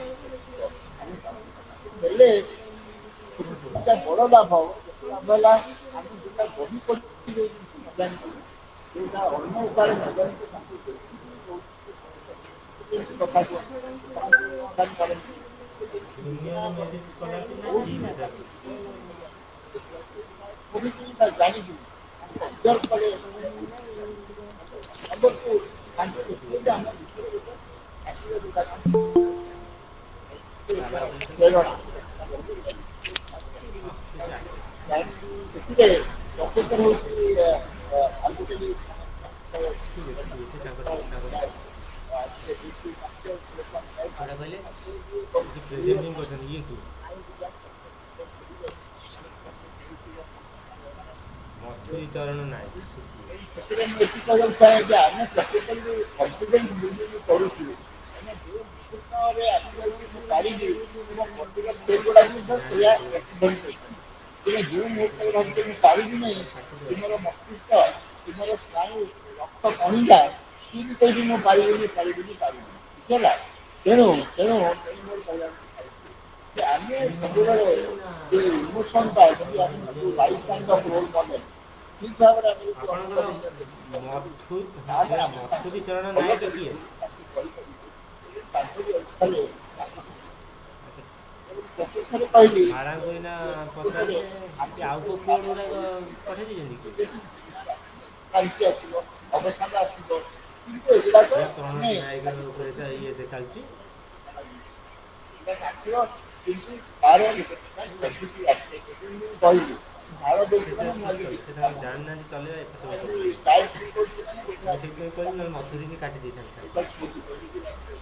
ଏଥିରେ ହଁ ତେଣୁ ସରିଲା ଆପଣ ପଚାରନ୍ତୁ। ନେଗେଟିଭ ସିଗ୍ନାଲକୁ ଆମେ କେମିତି ଇଣ୍ଟରପ୍ରିଟ୍ କରୁଛୁ ସେଇ କଥାଟା ମୁଁ ଦୋହରାଇବାକୁ ଚାହିଁବି ଯେ ଆମେ ଯେଉଁ ଖରାପ ଜିନିଷ ଗୁଡ଼ାକ ଆସୁଛି ଶରୀରରେ ଯେଉଁ କଥା ତାକୁ ଆମେ କେମିତି ବ୍ୟାଖ୍ୟା କରୁଛୁ ତାକୁ କେମିତି ଇଣ୍ଟରପ୍ରିଟ୍ କରୁଛୁ ତା ଉପରେ ନିର୍ଭର କରୁଛି ପ୍ରକୃତରେ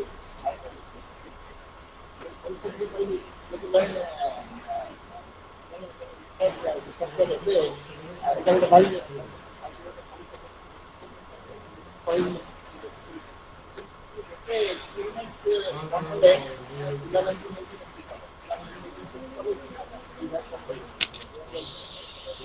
କାମଟା କର ଯାଇ ପାରୁଥ କରିବ ଆଉ ଯୋଉଠି ଦିନେ ହାଲିଆ ହେଇଯିବ ଛାଡିଦବ ଆଉ ସେମାନଙ୍କୁ ଧାରଣା ଦିଆଗଲା ଯେ ଆମର ଶକ୍ତି ହଉଛି କଣ ଆମର ଶକ୍ତି ହଉଛି ଚିନ୍ତା ତାଙ୍କୁ କୁହାଗଲା କଣ ତାଙ୍କୁ କୁହାଗଲା ଯେ ଫିକ୍ସ ଏଣ୍ଟିଟି ଦିଅ ଫିକ୍ସ ଏଣ୍ଟିଟି ମାନେ ଆମର ଯାହା ସମ୍ବଳ ଅଛି ଆମ ବୁଦ୍ଧିଟା ଆମେ ଭାବୁଛୁ ସ୍ଥିର ନିର୍ଦ୍ଦିଷ୍ଟ ଆମର ଆଇକ୍ୟୁ 100 ମାନେ ଆମେ 120 ମାନେ 120 ଆମେ ତା ଉପରକୁ ଯାଇପାରିବୁ ବୁଝିହେଲା ତାଙ୍କୁ ସେମିତି ଧାରଣା ଦିଆଗଲା ଯେ ତମର ଏଇଟା ଅଛି ତମକୁ କାମଟା ଦିଆଗଲା ତୁମେ ଯେତେ ପାରିବ କର ଆଉ ଗୋଟେ ଦଳକୁ ତାଙ୍କୁ ଧାରଣା ଦିଆଗଲା ଯେ ଦେଖ ତମେ କାମଟା କର ଜାଣିଛ ଶକ୍ତି କ୍ରିଏଟ ଶକ୍ତି କ୍ରିଏଟ ଶକ୍ତିରୁ ଶକ୍ତିର ସୃଷ୍ଟି ହୁଏ ତେଣୁ ତମେ ଯେତେ କାମ କଲେ ବି ତମେ ତାରି ଧିଅରୁ ପୁଣି ଆହୁରି ନୂତନ ଶକ୍ତି ପାଇବ ନୁହେଁ କି ନୂତନ ଶକ୍ତି ସେଦିନ ଛାଡ଼ିଦେଲେ ସେ ଦେଖାଗଲା ଯେ ଯୋଉକୁ କୁହାଯାଇଛି ଯେ ଶକ୍ତିଟା ହଉଛି ସୀମିତ ଠିକ୍ ସେମିତି ସେମାନେ କିଛି କାମ କଲେ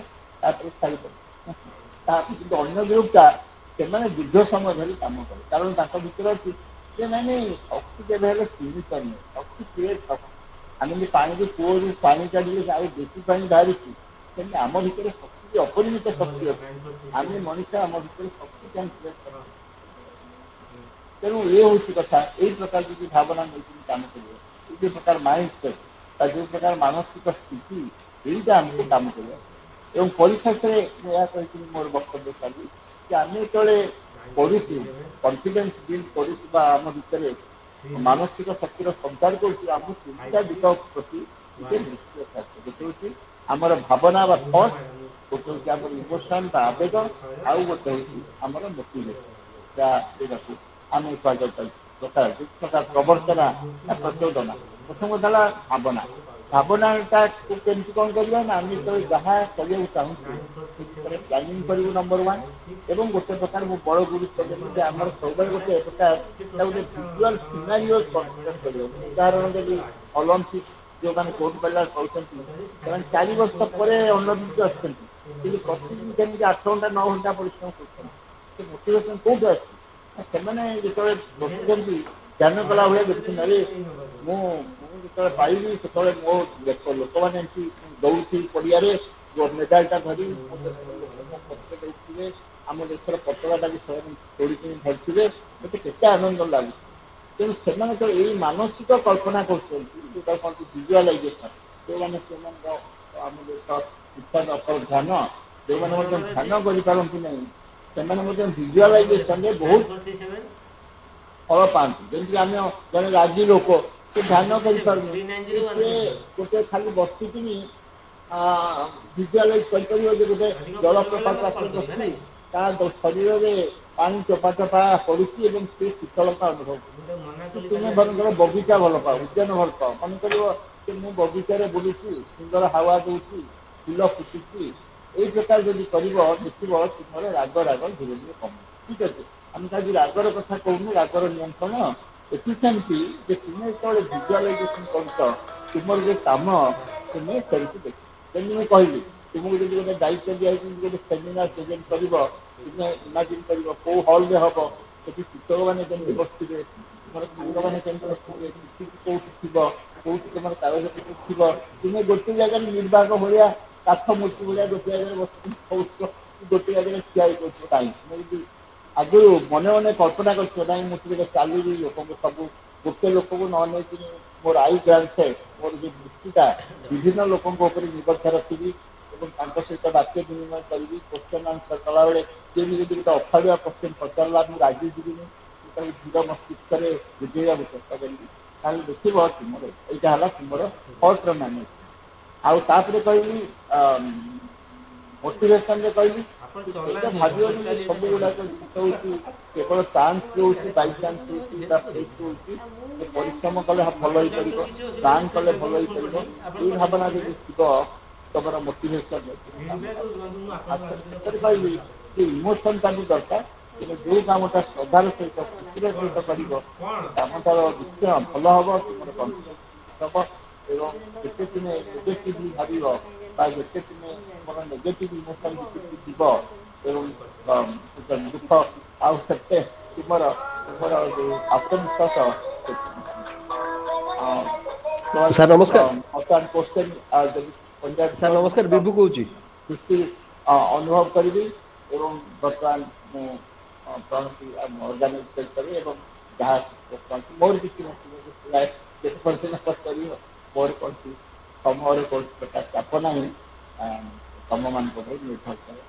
ବର୍ତ୍ତମାନ ଏତିକି କହି ଏବଂ ପୁଣି ଥରେ ଯେ ତୁମମାନଙ୍କ ସହିତ ସମ୍ମିଳିତ ହେବାର ଶିକ୍ଷକ ପାଇଁ ଚାହୁଁଛି ସବୁବେଳେ ଗୋଟେ ଆନନ୍ଦର ମୁହୂର୍ତ୍ତ, ପଜିଟିଭ ସକାରାତ୍ମକ ଅନୁଭବର ମହୋଦୟଙ୍କୁ ଏବଂ ପ୍ରଣତି ପୁଅ ଏବଂ ଅନ୍ୟ ସମସ୍ତ ଯେଉଁମାନେ ଅଛନ୍ତି ଉପସ୍ଥିତ ଅଛନ୍ତି ସେମାନଙ୍କୁ ଧନ୍ୟବାଦ ଦେଇକି ମୋର ବକ୍ତବ୍ୟ। ସାର୍ ନମସ୍କାର। Thank you, sir. Thank you, sir, for your um, very simple and yet meaningful and productive deliberation talk. I now, during your talk, I just realized that for just living like a human being, we require the most indispensable necessities of life like food, water, clothes, and you can say shelter. But for living a meaningful life, we must add another thing, that is confidence. So thank you, sir.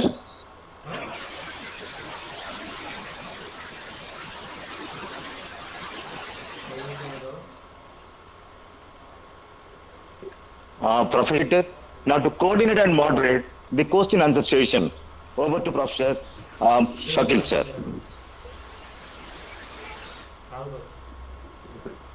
Sir, thanks to our resource person Fakir sir. So now I request the participants, then dignitaries and students who have joined in this webinar to ask questions. If they have any question to ask to Fakir sir, now question session begins. So you may ask a question to Fakir sir.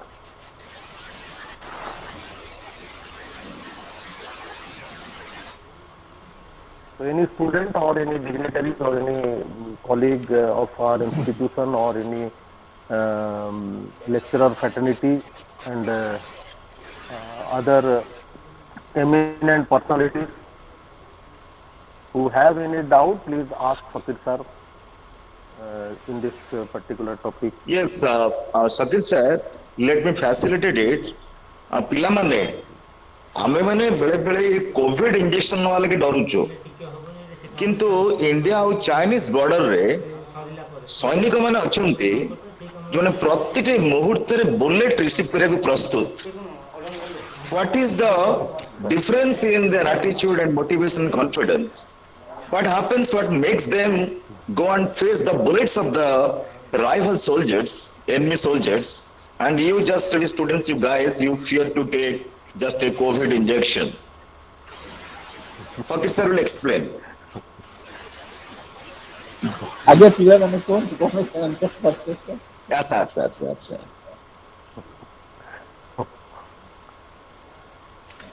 ପିଲାମାନେ ନିର୍ଦ୍ୱନ୍ଦରେ ଏବଂ ନିର୍ଭୟରେ Fakir sir ତୁମର ଜଣେ ଗୁରୁଜୀ. But I think all of you know the answer. I what is the basic difference between the again you can interpret whatever we discuss. ଆମେ ଯାହା ଆଲୋଚନା କଲେ ତାକୁ ମଧ୍ୟ ଭିତ୍ତି କରିକି ସେମାନେ କହିପାରିବେ ଯାହା ଆଲୋଚନା କଲେ ଯେ ଏରିଆ ରିଲେଟେଡ୍ କନଫିଡେନ୍ସ ସେ ହେଲା ଗୋଟେ ପ୍ରକାର approach. In addition to that, ଅନ୍ୟ approach ଏରିଆ ରିଲେଟେଡ୍ ଯେଉଁଟା କହୁଛି ଯେଉଁମାନେ ସୈନ୍ୟ ହେଉଛନ୍ତି ସେମାନଙ୍କର କେମିତି ଅପବ୍ରିଙ୍ଗିଂ ହେଉଛି ତାଙ୍କର ଯୋଉଟାକୁ ଆମେ psychology sociology agriculture while becoming adequate member of a society. Society ମାନେ ନୁହେଁ ଯେ ଖାଲି ଭାରତୀୟ ଚାଇନିଜ ଟାଇପ ଗୋଟେ ସୈନିକ ବି ଆମେ ଯେତେବେଳେ ଗୋଟେ ଜବ୍ କରୁଛୁ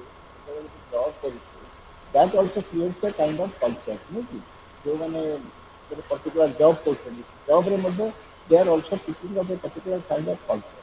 ଯେମିତି ଆମେ ଗୋଟେ ଧର ଯେଉଁମାନେ ଶିକ୍ଷକ କି ଯେଉଁମାନେ ପ୍ରଫେସର ବା ଆମେ ପଢ଼ଉଛୁ ଆମ ପର୍ସନାଲିଟି ଆମର ଯେଉଁ ପ୍ରାକ୍ଟିସ୍ ଆମର ଯେଉଁ ପ୍ରକାର କୌଶଳ ଆମର ଯେଉଁ ପ୍ରକାର ତାର ଯେଉଁ ଗୋଟା ସ୍ୱରୂପ ସେଇଟା ଯେଉଁଟା ହେବ ସେଇଟା ଅନ୍ୟମାନଙ୍କର ହୁଏତ ନଥାଇପାରେ. କେତେଗୁଡ଼ାକ କଥାକୁ ଧରନ୍ତୁ ଏକ୍ସପ୍ଲେନ୍ କରିବାର ଯେଉଁ ପ୍ରକାର ପ୍ରବଣତାଟା ଜିନିଷ ଆମେ ଏକ୍ସପ୍ଲେନ୍ କରିବା ସେଇଟାକୁ ଆମେ ୱିଲ୍ ଏକ୍ସପେକ୍ଟ କ'ଣ ଏକ୍ସେପସନାଲ ପ୍ରୋସେସ୍ ପାଇପାରେ. ସବୁବେଳେ ହେଉଛି ସେଇଟା କ'ଣ ଯେ ବେସିକ୍ ଡିଫରେନ୍ସ ବିଟୱିନ୍ ସାଇନ୍ସ ଆଉ ଆମର ଯେଉଁଗୁଡ଼ାକ ରହିଲା ସୋସିଆଲ ସାଇନ୍ସରେ ସେମାନେ ସବୁ ଷ୍ଟାଟିଷ୍ଟିକ୍ସ କାହିଁ ପଢ଼ୁଛ ଯଦି ପଚାରିବେ କାହିଁ ଷ୍ଟାଟିଷ୍ଟିକ୍ସଟା କ'ଣ ଦରକାର ସାଇକୋଲୋଜିରେ ଷ୍ଟାଟିଷ୍ଟିକ୍ସଟା କାହିଁ ପଢ଼ୁଛ ତମେ କ'ଣ ଉତ୍ତର ହେବ ଷ୍ଟାଟିଷ୍ଟିକ୍ସଟା ପଢ଼ୁଛ କାହିଁକି ନା ତୁମେ ପଢ଼ୁଛ କାହିଁକି ନା ଫିଜିକ୍ସ କେମିଷ୍ଟ୍ରି ଫିଜିକ୍ସରେ ଯେଉଁ ଲ ଗୁଡ଼ାକ ଅଛି ଆଇନଷ୍ଟାଇନ୍ ଇକ୍ୱେସନ୍ U = mc². ଏନର୍ଜିଟା ହେଉଛି ମାସ୍ ଆଉ ଭେଲୋସିଟି ଅଫ୍ ଲାଇଟ୍ର ସ୍କୋୟାର. ଏଇଟା 100% ସବୁଠି କାମ କରିବ ବୁଝିଲା 100% ସବୁଠି କାମ କରିବ. ତାଙ୍କର ହେଉଛି ଅଲ୍ ଅର୍ ନନ୍. କିନ୍ତୁ ଆମେ ସୋସିଆଲ ଆଉ ବିହେଭିଅରାଲ ସାଇନ୍ସରେ ଆମେ ଯଦି କହିବା ଯେ ବର୍ତ୍ତମାନ କରୋନା ଆମେ କହିବା ଯେ ଲେଡ଼ିଜ୍ କରୋନା କଥା କହିବା ଆମେ ଲେଡ଼ିଜ୍ ମାନେ ବେଶୀ ଡିପ୍ରେସନ୍ ଭୋଗନ୍ତି ନା ଜେଣ୍ଟସ୍ ମାନେ ବେଶୀ ଡିପ୍ରେସନ୍ ମହିଳାମାନଙ୍କର ବେଶୀ ନା ପୁରୁଷମାନଙ୍କର ଏଇଟା ୱାର୍ଲଡ ୱାଇଡ୍ ଲେଖା ହେଇଛି ମହିଳାମାନଙ୍କର ବେଶୀ. ସେଠି ତମେ ଯଦି ଗୋଟେ ଷ୍ଟଡି କରିବ କଲେକ୍ଟ କରିବ ଡାଟା ତୁମେ ଯିବ ଡାଟାରେ ତୁମେ କ'ଣ ଦେଖିବ ଯେ ଯଦି 100ଟା ନେଲ 100ଟା ପୁରୁଷ 100ଟା ସ୍ତ୍ରୀ ନେଲ କ'ଣ ଦେଖିବ ଯେ 100 ଜଣ ସ୍ତ୍ରୀ ଲୋକଙ୍କର ଡିପ୍ରେସନ୍ ଆଉ 100 ପୁରୁଷଙ୍କର କିଛି କାହିଁ କାହାର ଗୋଟେ ବି ନାହିଁ. ତୁମେ ଦେଖିବ ଯେ 95% ଅଫ୍ ଫିମେଲ୍ ମାନଙ୍କର ଡିପ୍ରେସନ୍. ତେଣୁ ତୁମକୁ ଷ୍ଟାଟିଷ୍ଟିକ୍ସ ସେଇଥିପାଇଁ ନିଆଯାଉଛି ଯେ ତୁମେ ପ୍ରୋବାବିଲିଟିରେ ଯଦି ଗୋଟେ ସେ 95 ଗୋଟେ ଜିନିଷ ଆସିଲା ତୁମେ କହିବ ସେଇଟା ହେଉଛି ଗୋଟେ ସାଇକୋଲୋଜିକାଲ ଲ ଯେ ଫିମେଲ୍ ମାନଙ୍କର ସେମାନେ ବିଷାଦର ସରବ୍ୟ ହେବାର ସମ୍ଭାବନା ହେଉଛି ଅଧିକ ବୁଝିହେଲା. ତେଣୁ ଆମେ ସେଇଥିପାଇଁ ଗୋଟେ ପ୍ରୋବାବିଲିଟି ସେମିତି ଏକ୍ସପ୍ଲେନ୍ କର ଯଦି ଆମେ ଦେଉଛୁ ସେମିତି ଯେଉଁମାନେ ସୈନ୍ୟବାହିନୀ ଯାଉଛନ୍ତି ସେମାନେ ଯଦି ଟ୍ରେନିଂ ଦିଆଯାଉଛି ତାଙ୍କ ଟ୍ରେନିଂର ଗୋଟେ ପାର୍ଟ ହେଉଛି ଯେ ଯେତେ ଡିଫିକଲ୍ଟ circumstances ବିଷୟରେ how to face the disorder, how to face the difficulty, how to face the trauma, आम जो ट्रमा जो हम गोटे लोकर रक्त स्राव देखिले ये तो तुम मान केज मूर्खा कि गोटे जो मैंने सैनिक सेना जो सोल्जर अच्छे से हम हेनी से हेनी हेल्ले भी हजार कौटी गोटे हो सी गोटे अयोग्य लोक ताको बात करदे से जानथो कि जानी मोर निजर ज्वाई सी तो एयरफोर्स अच्छा ना सब डॉक्टर मानकर सब जो मैंने अच्छा नेवी हो एयरफोर्स हो से कनसिस्टेंटली भेरी कनसिस्टेंटली अलमोस्ट प्रति 3 मासरे प्रति मसरे से सब फिजिकल चेकअप हुए कहीं से फिजिकल भी ठीक ठाक अच्छे ना ना ठीक है तेणु से जो ट्रेनिंग गले प्लस जो मॉनिटरिंग है तुम मानकर ना तेणु कि तुम मैंने चाहिए जो कहले आज कहले प्रकृत तुम इंजेक्शन नहीं डरुच ସେଇଟା ତୁମେ କିଛି ଲୋକଙ୍କର ହବ କିନ୍ତୁ ତୁମେ ଚାହିଁଲେ କ'ଣ କରିବ ନା ସେଇଟାକୁ ଧର କାଉଣ୍ଟରାକ୍ଟ କରୁଛ ତମକୁ ଗୋଟେ ସାଇକୋଲୋଜିଷ୍ଟ ହିସାବରେ ଗୋଟେ ପ୍ରୋଜେକ୍ଟ ଦିଆଗଲା ଯାହା ବର୍ତ୍ତମାନ ଯେଉଁମାନେ ସବୁ କରୋନା ଯେଉଁମାନେ ନେଉଛନ୍ତି ଇଞ୍ଜେକ୍ସନ ନେଉଛନ୍ତି ବା ଟିକା ବୁଷ୍ଟର ଡୋଜ୍ ନେଉଛନ୍ତି ତୁମେ ସେମାନଙ୍କୁ କାଉନସେଲିଂ କରିବ କ'ଣ କରିବ ଆଜି ଯାହା ଶୁଣିଲ କ'ଣ ସେଇ ମେଥଡ଼ରେ କରିବ ତୁମେ ତାଙ୍କୁ ବୁଝେଇବ କିନ୍ତୁ ତାଠୁ ବେଶୀ ପ୍ରଭାବଶୀଳ ହବ କ'ଣ କରିବ ନା ତାଙ୍କୁ ଯଦି ତୁମେ କେତେ ଗୁଡ଼ାକ आइदर वीडियो रे हो बा लाइव रो देखैबो ए देखो से लोक मला कोन सा हस्पिटल गला हस्पिटल से बसला गोटे सेकेंड रे काम सरला बुझला एटा को तुम सुन तो जो माने साइकोलॉजी में सुधार को पति एटा तुम जनक ना सुनिछ अल्बर्ट बांदुरा तुम के जन हां को अल्बर्ट बांदुरा ना पृथ्वी तो अति अति कौन विख्यात विश्वविख्यात साइकोलोजिस्ट भितर सी होती जने एवं सी माने इनसीडेंटाली ये जुलाई 24 तारीख में सी देहांत है सी जो देखुले जो कहली सेल्फ कॉन्फिडेंस जो सेल्फ एफिकेसी बही रखिले सी गोटे वर्कशॉप करते जर्मनी गोटे छोट सहर मार्बैक फर्चुनेटली से जो सब थे इनभाइटिंग मुझे वर्कशॉप को बड़ सेमिनार में 100 लोक में 30-40 जन से बहीटा डिस्कसन होता पब्लिश हवा पूर्व सी हूँ मेथड सी कहूँ जो आम केतोड़ा जिन देखा जमी तुम जानते ओडिशा रे शुभेन्दु महांती दास सुन सी बर्तमान जो कहती स्नेक हेल्पलाइन कौन कर जो झील मान स्कूल अच्छी जे को डरती सी कौन कर देखुँ ए देख सापटा मो बेकार पड़ी किसी होनी से सापटा को आग छुईला आउ टे पाखक गला आउ टे पाखक गला हाथ मारा से पिला मैंने कौन कर आसिक टच कर नौ हाथ मार्च कौन है यहाँ पूरा बांदुरार मेथड बुझिपार तेणु तुम्हें जो गोटे डेमोन्स्ट्रेशन देखिल तुम्हें जो देखिल लोक नौ करोना इंजेक्शन नौ हसी हसी जाऊँ मु तो सेमती गोटे मनीषा मोर कौन हम मोर कहीं तेणु तुम्हें यहीटा फियरटा को एमती एलिमिनेट कर कहूनी दिस इज ओनली मेथड यहाँ but this is very effective method ताकू बांदुरा कहे यहाँ कौन बांदुरार learning observational learning and specially Shubhendu Mohanty जहाँ करू स्नेक फोबिया अहैतुक भय साप प्रति सी हूँ पूरा बांदुरार मेथड सेमती तुम्हें तो देखुच जे गोटे लोक ये भाव कम कर भाव में तुम्हें से भाव में कर any how will move forward अन्य जो क्वेश्चन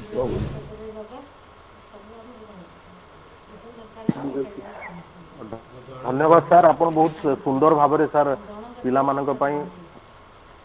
बुझेले जिनस को मु भावुची पिला माने उपकृत हे वर्तमान आमर साइकोलॉजी डिपार्टमेंट रो जो पिला माने अछंती जो माने वेबिनार रे सुनुछंती सार को तुम गोटे सुवर्ण सुजोग सार को ठारू जेते आदाय करि पारिबो तमे सार को प्रश्न पचारि पारिबो टिके मु आमर पिला मान को अनुरोध करूची तमरो जदी जानिबार अछि सार को ठारू ये होची सबुठु बड़ सुजोग तुम पाई तमे सार ठू बहुत जिनस जानि पारिबो जदी कोनोसी प्रश्न अछि पचारि पारो पिला मान टॉपिक बाहर को भी टिके चली गले क्षति नहीं हला मैं कहि दोची टॉपिक बाहर को चली गले क्षति नहीं आ तुम्हें ओडिया रे पचलले ओडिया कहबी इंग्लिश रे पचलले इंग्लिश रे पचलले हां सर मु सर हम पिला मान को अनुरोध करूची सेमानकर जदि किसी प्रश्न थाए सर आपन को पचारिबे पिला माने जो माने चाहूच सार को थारू किछि भी कोनोसी टॉपिक बाहर भी जदि किछि जानिबार अछि सार को प्रश्न पचारिबा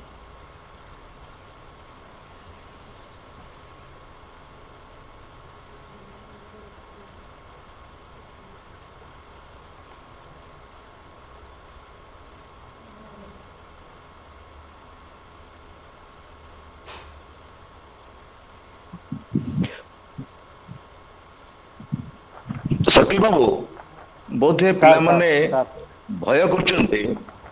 ଆମେ ବହୁତ ବର୍ତ୍ତମାନ ସାରଙ୍କୁ ଆମେ ନିଜେ ପିଲା ହଁ ଭାବିକିରି ସାର୍ ପିଲା ଭାବିକିରି ପଚାରିବା ହଁ ସାର୍ ସାର୍ କିଛି ଦିନ ତଳେ ଯେତେବେଳେ ଆଜ୍ଞା କିଛି ଦିନ ତଳେ ଯେତେବେଳେ ଅଫଲାଇନରେ ପରୀକ୍ଷା ହବାର ସମ୍ଭାବନା ଜୁଟିଲା ହଁ ପିଲାମାନେ କହିଲେ ସାର୍ ଆଉ ଅଫଲାଇନ ହବ ନା ଅନଲାଇନ ପରୀକ୍ଷା ହବ।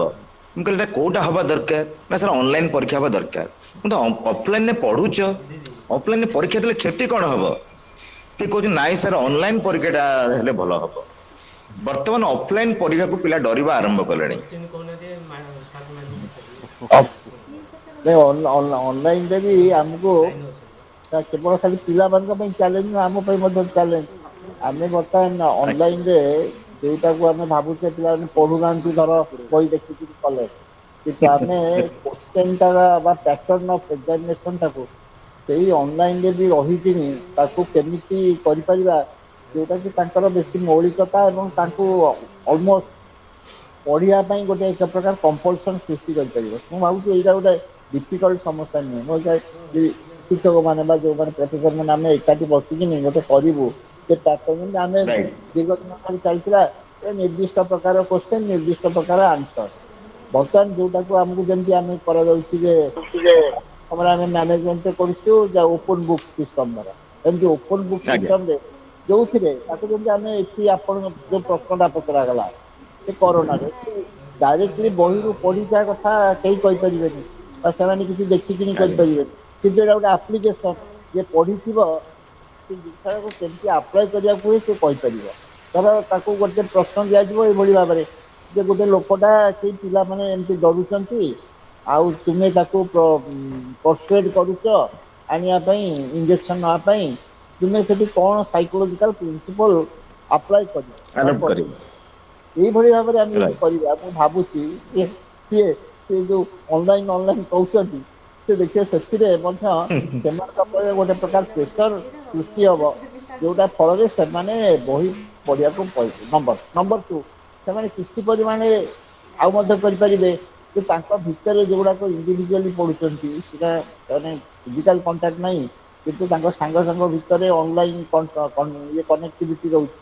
ତେଣୁ କେତେ ଗୁଡାକ ଜିନିଷ ବି ସେମିତି ସେମାନଙ୍କୁ କେତେ ଗୁଡାକ ଗ୍ରୁପ ରିଲେଟେଡ ଜିନିଷ ପ୍ରୋଜେକ୍ଟ ଗୁଡାକ ଗ୍ରୁପ ରିଲେଟେଡ ପ୍ରୋବ୍ଲେମ ତାଙ୍କୁ ମଧ୍ୟ ଦିଆଯାଇପାରିବ ଯେ ତୁମେ ଚାରି ପାଞ୍ଚ ଜଣ ଡିସକସ କରିକିନି ଏଇଟାକୁ ସ୍ଥିର କର। ତାହେଲେ ରାଇଟ୍ ସେଥିରେ ଟିକେ କଣ ହବ ନା ସେଥିରେ ସେମାନଙ୍କୁ ଗୋଟେ ପ୍ରକାର ଚାପ ସୃଷ୍ଟି ହବ ଯୋଉଟାକୁ ସେମାନେ ଭାବୁଛନ୍ତି ଯେ ଆମେ ବହି ନ ପଢିଲେ ମଧ୍ୟ ଆମେ we can have easy access or easy going, ସେଇଟା ଆଉ ଇଜି ଗୋଇଂ ହବନି। ରାଇଟ୍ ତେଣୁ ଆମକୁ ସେମାନେ ଯୋଉ ଜିନିଷ କହୁଛନ୍ତି ଆମକୁ ସାର୍ ମଧ୍ୟ ଇନୋଭେଟିଭ ମେଥଡ ଚିନ୍ତା କରିବା ବର୍ତ୍ତମାନ ବେଳ ଆସିଛି। ଆଉ ଅଫଲାଇନ ମଧ୍ୟ ତାର ଥ୍ୟାଙ୍କ ଅର୍ଥ ୟୁ ନୁହେଁ ଯେ ସାର୍ ସେମାନେ ପୁରାପୁରି ଛାଡିଦବୁ ଆଉ ନାଇଁ ତୁମେ କିଛି ଅନଲାଇନରେ କିଛି ଅଫଲାଇନରେ ମଧ୍ୟ ଯେତେବେଳେ ଅବସ୍ଥା ପରମିଟ କରୁଛି କାହିଁକିନା ସେଥିରେ ତୁମର ସୁବିଧା ରାଇଟ୍ ତୁମର କଣ କଣ ଆଡଭାଣ୍ଟେଜ ହଉଛି ଆକ୍ରୁଡ ବେନିଫିଟ ସେଇଟା ମଧ୍ୟ ଆମକୁ ତାଙ୍କୁ ବୁଝେଇବାକୁ ପଡିବ ନା କାରଣ ଶିକ୍ଷାଟା ଆଜ୍ଞା କେବଳ ନୁହେଁ ଯେ ଗୋଟେ ଆନ୍ସର ଜାଣିବା। ଆଉ ପିଲାମାନେ ତମକୁ ଏଇଟା ମୁଁ କହୁଛି ଭଲ ଯେକୌଣସି ଜିନିଷ ତୁମେ ପଢୁଛ ବା ଜାଣୁଛ ଗୋଟେ ହେଲା ବହିରେ କଣ ଉତ୍ତର ଅଛି ବା ଆମେ ପଢିକିନି କଣ ଜାଣିଛେ, ଆଉ ଗୋଟେ ହଉଛି ଆମ ଲର୍ଣ୍ଣିଂ ର ଗୋଟେ ବିରାଟ ହଉଛି ଯେ ତୁମେ ମଧ୍ୟ ଜାଣିବା ଉଚିତ ଯେ ମୁଁ ଯଦି ଏଇଟା ଖୋଜେ ସେଇଟା ତମେ ପଢୁନା ମୁଁ କହିଲି ବର୍ତ୍ତମାନ ଗୋଟେ ହେଲା ଧର ନ୍ୟୁରୋ ସାଇନ୍ସ କଥା ଯେ ଆମେ ପଢିଲା ବେଳେ ଯୋଉମାନେ ଖୁସିରେ ପଢୁଛନ୍ତି ତାଙ୍କର ଭିତରେ କଣ ଶରୀର ଭିତରେ ବା ବାୟୋଲୋଜିକାଲି କଣ ଚେଞ୍ଜ ହଉଛି ଏଇଟା ମୁଁ ଜାଣିନି କି ମୋ ବହିର ମୋ କୋର୍ସ ଭିତରେ ଆସୁନି ଏପର୍ଯ୍ୟନ୍ତ ଠିକ ଅଛି, କିନ୍ତୁ ମୁଁ ଯଦି ଜାଣିବାକୁ ଚାହେଁ ସେଇଟା କୋଉ ବହିରେ ବା କୋଉ ଇଭିନ୍ ଶିକ୍ଷକ ମଧ୍ୟ ଜାଣିପାରୁଛି ଗୋଟେ ନଲେଜ ଏଇଟା ମଧ୍ୟ ଗୋଟେ ହଉଛି ଲର୍ଣ୍ଣିଂ ର ଗୋଟେ ପାର୍ଟ। ମୁଁ ଯଦି ଖୋଜିବି ଯେମିତି ମୁଁ କହିଲି ସେଲ୍ଫ ଏଡୁକେସନ ତମେ ଯଦି ବେଶୀ ଜାଣିବାକୁ ଚାହିଁବ ତୁମକୁ ଯଦି ତମେ ଗୁଗୁଲ ସର୍ଚ୍ଚ କରୁଛ ତାହେଲେ the right kind of person is Albert Bandura. Bandura ଏଇ ଦିଗରେ କାମ କରୁଛି ତୁମେ ବାନ୍ଦୁରାକୁ କ୍ଲିକ କଲ ଦେଖିଲ। ସେମିତି ସେଇଟା ଜାଣିବା ବି ତୁମେ ଜାଣିନା କିନ୍ତୁ ଜାଣିବାକୁ ଯଦି ଚାହୁଁଛ କୋଉ ମୋଡରେ ଗଲେ ବା କୋଉ ରୁଟରେ ଗଲେ ତୁମେ ଯାଇକି ଠିକ ଟାର୍ଗେଟ ବା ଲକ୍ଷ୍ୟ ବିନ୍ଦୁରେ ପହଞ୍ଚି ପାରିବ ସେଇଟା ମଧ୍ୟ ଗୋଟେ ହଉଛି ତୁମର ପାର୍ଟ ଅଫ ଦି ଲର୍ଣ୍ଣିଂ, ଏଇଟା ମଧ୍ୟ ଜାଣିବା ଉଚିତ। ତେଣୁ ତୁମେ ଯେତେବେଳେ ଅନଲାଇନ୍ ବି ନେଉଛ ସେତେବେଳେ ସେଇଟା ବି ତୁମକୁ ଯଦି କରାଯିବ ଯେ ତୁମେ ଏଇ ଜିନିଷ ଗୁଡ଼ାକ କୋଉଠୁ ଜାଣିବ ବା କୋଉଠୁ କୋଉ ପ୍ରକାରରେ ତୁମେ ଧର ତୁମେ ଗୋଟେ ପ୍ଲାନ୍ କରୁଛ ତୁମକୁ ମୁଁ କହିବି ତୁମେ ଗୋଟେ ସିଲାବସ୍ ତିଆରି କରୁଛ ତୁମ ଛୋଟ ପିଲାଙ୍କ ପାଇଁ ସାଇକୋଲୋଜି ଛୋଟ ପିଲାଙ୍କ ପାଇଁ ବା ଯେଉଁମାନେ କମ୍ ପଢ଼ିଛନ୍ତି +2 ପାଇଁ ତୁମେ ଅନର୍ସରେ ତୁମେ +2 ପାଇଁ ଗୋଟେ ପିଲାଙ୍କ କ'ଣ ପଢ଼ିବା ଉଚିତ ବୋଲି ଗୋଟେ ଲିଷ୍ଟ ତିଆରି କରୁଛ କ'ଣ ଟପିକ୍ ରଖିବ ଏବଂ କାହିଁକି ରଖିବ ଏଇଭଳିଆ ଯଦି ଆମେ କିଛିଟା ପରିମାଣ କରିପାରିବା ତାହେଲେ ଯେଉଁ ପ୍ରକାର ହେଉଛି ଟିକେ ଭାବୁଛି ଯେ ତାଙ୍କ ଭିତରେ ଯେଉଁ ପ୍ରକାର ମାନସିକତା ଯେ ନାହିଁ ଆମେ ଅଲୱେଜ୍ ଇଜି ଗୋଇଂ ହେଇକି ପାଇଯିବା ସେଇଟାକୁ ପାର ପାଇବେ ସେଇଟାକୁ ଆମକୁ କରିବାକୁ ମୁଁ ଭାବୁଛି ଯେ ଗୋଟେ ପ୍ରକାର ବର୍ତ୍ତମାନ ସମୟରେ ଯେଉଁ ସାର୍ ଚ୍ୟାଲେଞ୍ଜ ଆସିଛି ଏଇଟା ଏଇ ଚ୍ୟାଲେଞ୍ଜଟା is not only for student it is also for people like us ଆମ ପାଇଁ ମଧ୍ୟ ଚ୍ୟାଲେଞ୍ଜଟାକୁ ଆମକୁ ଗ୍ରହଣ କରିବା ସାର୍ ପିଲାମାନେ ବର୍ତ୍ତମାନ ଆମର ଯିଏ ଗୁରୁଜୀ ଯିଏ ବର୍ତ୍ତମାନ ବକ୍ତବ୍ୟ ଦଉଛନ୍ତି ଅନେକ ଉଦାହରଣ ଦେଇ ବୁଝଉଛନ୍ତି ତୁମେ ଭାବି ନିଅ ତୁମ କ୍ଲାସ ରୁମ୍ରେ ସାର୍ ବସିଛନ୍ତି ଏବଂ ତୁମେ ତାଙ୍କ ପାଖରେ ବସିଛ ଯେକୌଣସି ପ୍ରଶ୍ନ ମେ ବି ରେଲିଭାଣ୍ଟ ଇରେଲିଭାଣ୍ଟ ଷ୍ଟାର୍ଟ ଆସ୍କିଂ irrelevant କିଛି ନାହିଁ there may be silly answer there is no silly question ହେଲା yes there is no silly question there may be silly answer there is no silly question thank you sir ଯେଉଁ ମହାବିଦ୍ୟାଳୟ ମାନଙ୍କର ଅଧ୍ୟାପକ ଅଧ୍ୟାପିକା ମାନେ ବି ୱେବିନାରରେ ଅଛନ୍ତି ସେମାନେ ମଧ୍ୟ ମୁଁ ତାଙ୍କୁ ଆନ୍ତରିକ ଶୁଭେଚ୍ଛା ଜଣାଉଛି ଏବଂ ତାଙ୍କୁ ବି ଅନୁରୋଧ କରୁଛି ଯେ ସେମାନେ ଯଦି କିଛି ପ୍ରଶ୍ନ ଥାଏ ତାହେଲେ ସାର୍ଙ୍କୁ ପଚାରି ପାରନ୍ତି ଏବଂ ପିଲାମାନେ ମଧ୍ୟ ଯେଉଁ ଅଲଗା ମହାବିଦ୍ୟାଳୟର ପିଲାମାନେ ବି ସାର୍ଙ୍କ ୱେବିନାର ସହିତ ଅଛନ୍ତି ସେମାନେ ବି ମଧ୍ୟ ପ୍ରଶ୍ନ ଚାହିଁଲେ ପଚାରି ପାରନ୍ତି ପ୍ରଶ୍ନ ନଥାଇପାରେ ଯଦି ତାଙ୍କ ପାଖରେ କିଛି ୟୁଜଫୁଲ ଟିପ୍ସ ଅଛି they can share ସେଟା ପ୍ରଶ୍ନ ନ ହେଇପାରେ ଠିକ କହିଛନ୍ତି ସେଟା ପ୍ରଶ୍ନ ନ ହେଇପାରେ ଗୋଟେ କିନ୍ତୁ ଆଲୋଚନାଟାକୁ ଆଗକୁ ନେବା ପାଇଁ ସେଟା ଏକ ଆଜ୍ଞା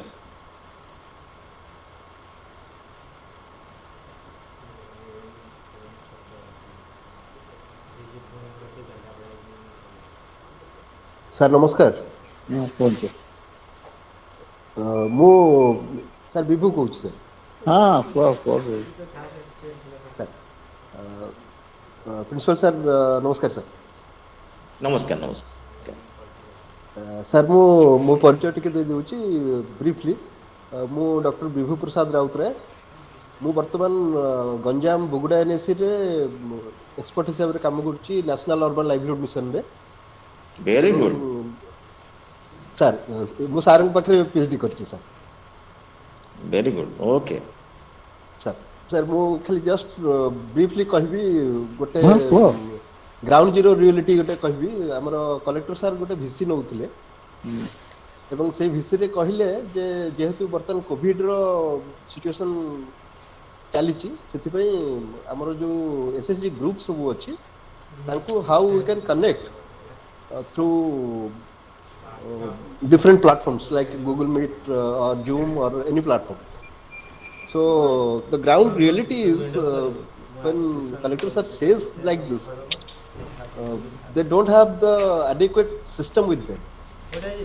ଯେହେତୁ ତାଙ୍କ ପାଖରେ ସେ ସାଧନ ବର୍ତ୍ତମାନ ଉପଲବ୍ଧ ହେଉନାହିଁ ସେଥିପାଇଁ ଆମକୁ ଗ୍ରାଉଣ୍ଡ ରିଆଲିଟିରେ ବହୁତ ଅସୁବିଧା ହେଉଛି ବା କଷ୍ଟ ହେଉଛି ତଥାପି ଆମେ ଚେଷ୍ଟା କରି ଯେଉଁମାନଙ୍କର ପାଖରେ ଅଛି ସେଭଳି ବ୍ୟବସ୍ଥା ଅଛି ଫୋନ୍ର ଆମେ ତାଙ୍କୁ ଗୋଟେ ପ୍ଲାଟଫର୍ମକୁ ଆଣିକିରି ଯାହା ଯାହା ତାଙ୍କର ସୁବିଧା ଅସୁବିଧା ଅଛି ଆମେ ଜୁମ୍ ମାଧ୍ୟମରେ ୱାର୍ଡ ଲେଭେଲରେ ଆମେ ମିଟିଂ କରୁଛୁ ଏବଂ ବହୁତ ମାତ୍ରାରେ ଆମେ ସେଥିରେ ସଫଳ ହେଇଛୁ ଏବଂ ଏଇଟା ମୁଁ ସମସ୍ତଙ୍କୁ ଜାଣିବା ପାଇଁ ଏଇଟା କହିବାକୁ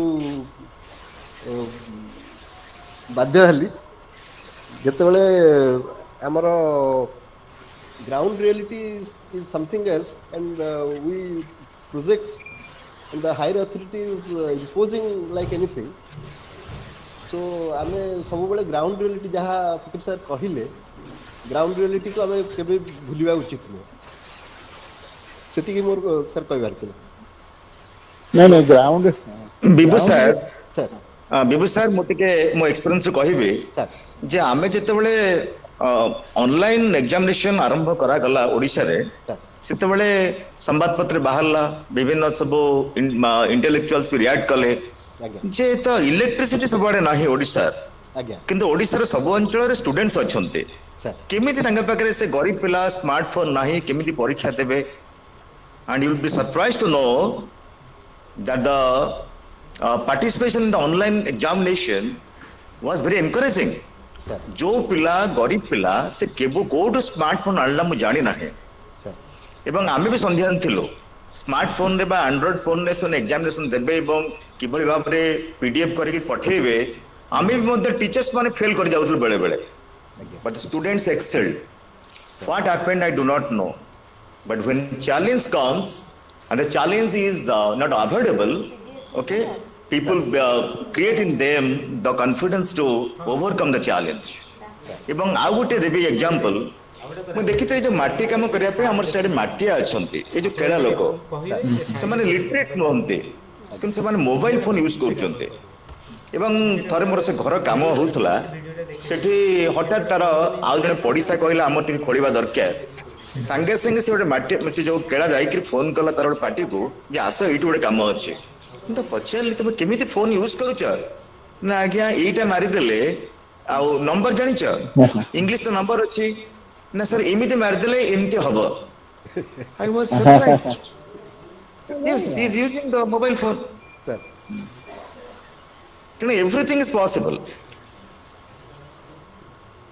ହଁ ପସିବୁଲ ନାଇଁ ବୁଝୁ ସେ ସାର୍ ଯୋଉ କହୁଛ ଇଣ୍ଟର କନେକ୍ଟିଭିଟି ଗ୍ରୁପ ଗୁଡାକ ସାର୍ ସେଠି ଗୋଟେ ବଡ ଚ୍ୟାଲେଞ୍ଜ ରହିବ ସାର୍ ସେମାନଙ୍କ ପାଇଁ ଗୋଟେ କମନ ଗୋଟେ ଲକ୍ଷ୍ୟଟାକୁ କ୍ରିଏଟ କରିବାକୁ ପଡିବ ବୁଝିପାରୁଛ ଆଜ୍ଞା ଆଜ୍ଞା କାହିଁକିନା ଖାଲି କନେକ୍ଟର ମାନେ ଏଇଟା ଆମ୍ବିଗୁଅସ୍ ସାର୍ ତାଙ୍କର ନିଜର ନାଇଁ ସେମାନେ ତାଙ୍କର ଯୋଉ ହଉଛି କେମିତି ତାଙ୍କର ଇକୋନୋମିକ ଏମ୍ପାୱାରମେଣ୍ଟ ହଉଛି ସାର୍ ସେଇ ଇନଫର୍ମେସନଟା ସେୟାର କରିବ ଆଜ୍ଞା ତୁମେ ପରେ ପରେ ତାକୁ ଏକ୍ସପାଣ୍ଡ କରିବ କିନ୍ତୁ ପ୍ରଥମେ ଯେତେବେଳେ କନେକ୍ଟିଭିଟିଟା ହବ ସାର୍ ସେତେବେଳେ ତାଙ୍କୁ ଗୋଟେ ଲିମିଟେଡ ଗୋଲର ଗୋଟେ କମନ ଗୋଲ ନେଇକି କରିବାକୁ ପଡିବ ବୁଝିପାରିଲ ଖାଲି ଆଜ୍ଞା କନେକ୍ଟ କଲେ କଣ କରିବେ ନା ସେ ସବୁ ଖାଲି ନିଜ ପର୍ସନାଲ ଟକ୍ ସାର୍ ଠିକ ଅଛି ଆମେ ଆଜ୍ଞା ସୋଶାଲ ଟକ୍ କିନ୍ତୁ ତାଙ୍କୁ ବାନ୍ଧି ରଖିବା ପାଇଁ ସାର୍ ଗୋଟେ ସୂତାରେ ତମକୁ କେତେଗୁଡାକ କମନ ଗୋଲ କ୍ରିଏଟ କରିବାକୁ ସାର୍ ପଡିବ ଯେମିତି କହିଲେ ସେଟା ଧର ଖୋଳା ଖୋଳିକି ଜମି ରିଲେଟେଡ ଇନଫର୍ମେସନ ସେୟାର କରିବେ କି ଆଜ୍ଞା ତାଙ୍କର ଫାଇନାନ୍ସିଆଲ ଏମ୍ପାୱାରମେଣ୍ଟର ଜିନିଷଟାକୁ ସେୟାର କରିବେ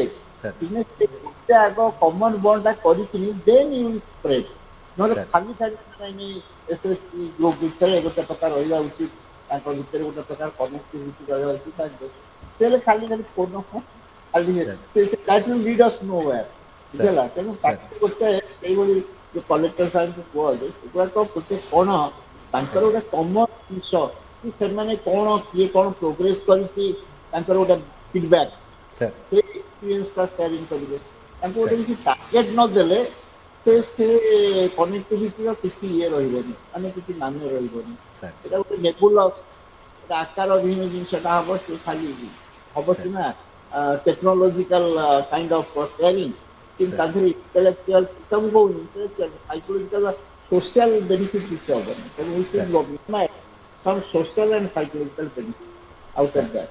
sir thank you so much sir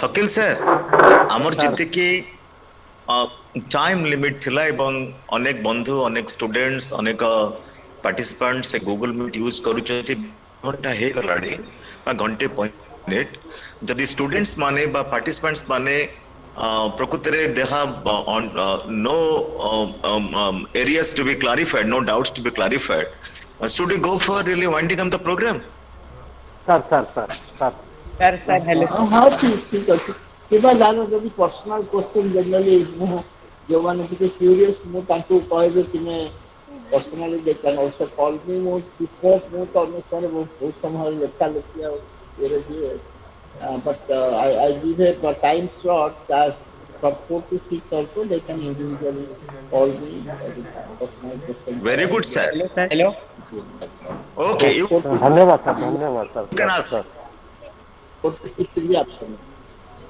ସେଇ ଟାଇମ୍ ସ୍ଲଟ୍ଟା ପ୍ରାୟ ଯେଉଁମାନେ ଏଇଭଳି ଥାଆନ୍ତି ଟାଇମ୍ ସ୍ଲଟ୍ ଆମର ଜଣେ ସେମାନେ ସାର୍ ମଧ୍ୟ ପଚାରୁଛନ୍ତି ବୋଧେ, ଆଉ ଜଣେ ପାର୍ଟିସିପାଣ୍ଟ ହଁ ପଚାରୁଛନ୍ତି। Okay, welcome. This is Hello. student. ହଁ Kah ହଁ କୁହନ୍ତୁ। Amit. student have କୁହନ୍ତୁ କୁହନ୍ତୁ। ଆଜ୍ଞା ସାର୍ ନମସ୍କାର। ହଁ ନମସ୍କାର। ସାର୍ ମୋର ହଉଛି ସାଇକୋଲୋଜି ଅନର୍ସ, ଲାଷ୍ଟ ଇୟର ମୋର +3 ଲାଷ୍ଟ ଇୟର। ଅମିତ କୁମାର ଭୂୟାଁ ମୋ ନାଁ। ଆଚ୍ଛା ସାର୍ ମୋର କୋଶ୍ଚିନ୍ ଥିଲା କି ମାନେ ଆମେ ଯେତେବେଳେ ବି ଯୋଉ ସେମିନାର ହଉଛି ୟା ମ୍ୟାଡାମ ଯୋଉ କୋଶ୍ଚିନ୍ ପଚାରୁଛନ୍ତି, ତ ଆମେ ଯେତେବେଳେ ସେଠି ମାନେ ଠିଆ ହେଇକି କହିବା ପାଇଁ ହଉ ମାନେ ସେତିକି ଆମର ମାନେ କନଫିଡେନ୍ସ ହଉନି, ତ ସେ କନଫିଡେନ୍ସ ଟା ଗ୍ରୋ କରିବା ପାଇଁ ଆମେ ମାନେ କୋଉଥିରେ ଅଧିକା ଆମକୁ ମାନେ ଇଏ ଫୋକସ୍ କରିବାକୁ ପଡିବ? କହିଲା ବେଳେ ପ୍ରଥମେ ଆକ୍ଚୁଆଲି ତୁମର ଏଇଟା ମାନେ ଯୋଉଟା ମୁଁ କହୁଛି ସେଇଟା ତୁମକୁ କହୁଛି, ତୁମ ମ୍ୟାଡାମ ମାନଙ୍କୁ ବା କହୁଛି। ଫାଷ୍ଟ ଏଇ ଯୋଉ ଜିନିଷ ଗୁଡାକ ଗୋଟେ ପ୍ରଥମେ ସେଠି ଆଗ ମାର୍କ କରିବେ ଯେ ତମେ ଯେତେବେଳେ କହିବାକୁ କୁହାଯାଉଛି ଏବଂ ତୁମେ ଡିସିଡେଣ୍ଟ ହେଲା ଆଗ ଗୋଟେ ଟିକେ ସିଚୁଏସନାଲ କହିବାକୁ ମାନେ ତମର ଅସୁବିଧା ହଉଛି ସେଟା ତୁମେ ଏକୁଟିଆ ଥିବା ବେଳେ ନା ଅନ୍ୟାନ୍ୟ ପିଲା ନମ୍ବର ଟୁ ହେଲା ତୁମେ ସେଟା ଯଦି ଏକାଡେମୀ ମିଶ ଅନ୍ୟାନ୍ୟ ନନ୍ ଏକାଡେମୀ ବି କହିବାକୁ ତୁମକୁ ସେମିତି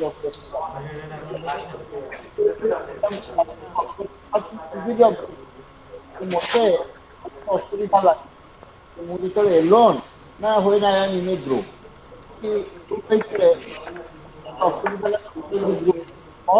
all the group is a very big one ବୁଝିହେଲା। ଏଇଭଳି କେତେବେଳେ ଲାଗୁଛି କି ଏଇଟା ଭଲ ଲାଗୁଛି ଯେ ମୁଁ ଯଦି ବାହାର ଠିଆ ହେଇକି ମୁଁ ଡିସ୍କସ୍ କରୁଛି ସେଠି ମଧ୍ୟ ଡିସ୍କସ୍ କର, ସେଠାରେ କ୍ଲାସରୁମରେ ପଚାରୁନାହାନ୍ତି ତୁମେ କ'ଣ ସେଠି ପଚାରି ପାରିବନି ମ୍ୟାଡାମ? ତୁମେ ସେଠି ଅକ୍ୱାର୍ଡ ଫିଲ୍ କରୁଛ ଯେ ମ୍ୟାଡାମକୁ ପଚାରିବାରେ ଗୋଟେ କ୍ଲାସରେ ବାହାରେ ପ୍ରଶ୍ନ ପଚାରିବାରେ। ତେଣୁ ପ୍ରଥମ ହବ ତୁମର କର୍ତ୍ତବ୍ୟ ତୁମେ you try to make a କୋଉ ସମୟରେ ତୁମର ଯୋଉ ଲ୍ୟାକ୍ ଅଫ୍ କନଫିଡେନ୍ସ ଟା ଅତି ବେଶୀ ହେଇଯାଉଛି ବୁଝିଲା। କିନ୍ତୁ ଗୋଟେ ପିଲା ଗୀତ ଗାଏ କିନ୍ତୁ ସେ ନିଜେ ଏକୁଟିଆ ଗୀତ ଗାଇବାକୁ ଆମେ ତାକୁ କ'ଣ କରୁ? ଆମେ ତାକୁ ଆଗ ତାକୁ ଗୋଟେ କୋରସରେ ରଖୁ। ସେ କୋରସରେ ଯେତେବେଳେ ଗୀତ ଗାଇଲା ଥରେ ଦୁଇଥର ତିନିଥର ତାପରେ ତାକୁ ବର୍ତ୍ତମାନ ତୁ କୋରସରେ ଏତେ ଭଲ ଗାଉଛୁ କଲୁ ଚେଷ୍ଟା କଲୁ ନିଜେ ଗାଇପାରୁଛୁ କି ନାହିଁ। ତମେ ମଧ୍ୟ ସେଇଭଳି ଭାବେ ଆନାଲାଇଜ କରିବା ଉଚିତ ଯେ କୋଉ କୋଉ ସିଚୁଏସନ ଗୁଡାକ ତମକୁ ବେଶୀ ଡିଷ୍ଟର୍ବିଂ ହଉଛି, ତୁମେ ଲିଟିଲ ତାର ଅପୋଜିଟ୍ ଆଡ୍ କରିବ। ଯେ ଯେତେବେଳେ ତମକୁ ଧର ତମର ମ୍ୟାଡାମ ବି ଦେଖିବେ ଯେ ତମେ ଗୋଟେ ବଡ ଗ୍ରୁପରେ କିଛି କହିବାକୁ ନୁହେଁ ପୁରାପୁରି କହନ୍ତିନି ଅନେକ ଲୋକଙ୍କର ଷ୍ଟେଜ ଫ୍ରାଇଟ୍ ଥାଏ, ଷ୍ଟେଜକୁ ଯେମିତି ଯେ ମାଇକଟା ନେଲେ ପୁରାପୁରି ଡମ୍ପ ହେଇଯିବ। କିଛି ପାଟିରୁ ଏତେ ନର୍ଭସ ଯେ ପାଟିରୁ କିଛି କଥା ବାହାରିବନି। ଏଇଟା ଯଦି ତମର ହଉଥିବ ତୁମକୁ ତାର ଅପୋଜିଟ୍ ଅଳ୍ପ କିଛି ଲୋକ ନେଇକି କହିଲ କି ନାଇଁ ଠିକ ଅଛି ତୁମେ ପୁରା 5 ମିନିଟ୍ ନ କହିକିନି ଆଗ 2 ମିନିଟ୍ କୁହ, ଆଗ ମିନିଟ୍ କୁହ, ବୁଝିପାରୁଛ? ଏଇପରି ଅପୋଜିଟ୍ ସେଇଟା ଆମର ଗୋଟେ କର୍ତ୍ତବ୍ୟ ନୁହେଁ। ମୁଁ ଭାବୁଛି ତମର ଏଇଟା ଆମର ଯୋଉମାନେ ଶିକ୍ଷକ ଶିକ୍ଷୟିତ୍ରୀ ସେମାନେ ତମର ବେଶୀ ଚିନ୍ତା କରିପାରିବ। ମୁଁ ଭାବୁଛି ଯେ ବଡ ଦାୟିତ୍ୱ ତୁମର ଏଇ ଯୋଉ ସାଇନେସ୍ କୁହ ଲ୍ୟାକ୍ ଅଫ୍ କନଫିଡେନ୍ସ ହଉ ସେଇଟାକୁ ଦୂର କରିସାରିଲା ପରେ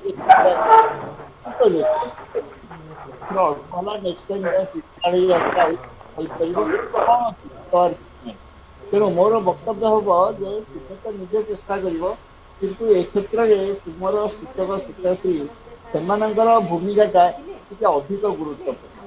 ସେମାନେ ଏଇଟା ଦୂର କରିଦେଇପାରିବେ। ତୁମେ ମଧ୍ୟ ମୁଁ ଯୋଉ କହିଲି ତୁମେ ଯଦି ଧର ତୁମେ 5 ମିନିଟ୍ କହିଲା ପରେ ମନେକର ଅତି ହେଇଯାଉଛ ନର୍ଭସ, ତୁମେ ସେଠି 2 ମିନିଟ୍ କହିବ 3 ମିନିଟ୍ କହିବ ପ୍ରଥମେ, ତାପରେ ଗ୍ରାଜୁଆଲି ଅନ୍ୟ ଗୋଟେ ଅକେଜନରେ ମ୍ୟାଡାମ ପଚାରୁଛନ୍ତି ସବୁ ଜିନିଷ ନ କହିକି 2-3 ମିନିଟ୍ କହି ମାନେ ମୁଁ ଏଠି ଜାଣିଛି ଅନ୍ୟ ସମୟରେ ଆଉ ଟିକେ ବେଶୀ କହିବ। ଏଇଭଳି ଭାବରେ ତୁମେ ଗ୍ରାଜୁଆଲ ଆପ୍ରୋକ୍ସିମେସନ କରିବ। ସେଇଟା ତମର ମୁଁ ଆଉ କହୁନି ପ୍ରାକ୍ଟିକାଲ ଆସ୍ପେକ୍ଟ ହଉଛି theoretical actually the learning ରେ ଯୋଉ ପଢୁଛ classical condition general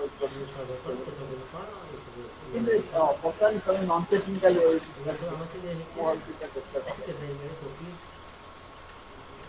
ଆଉ ଅବଜର୍ଭ କରିବ ମୁଁ ଯୋଉ କହିଲି ଯୋଉମାନେ କହୁଛନ୍ତି ତୁମେ ତାଙ୍କୁ ଟିକେ ଦେଖିକି ସବୁବେଳେ ସାଙ୍ଗ ଗୋଟେ କହିଦେଉଛି ତାଙ୍କୁ କିନ୍ତୁ ସବୁବେଳେ ଭାବନା ଯେ ମୁଁ କହୁନି ସାଙ୍ଗକୁ କମ୍ପେୟାର କରିବା ମାନେ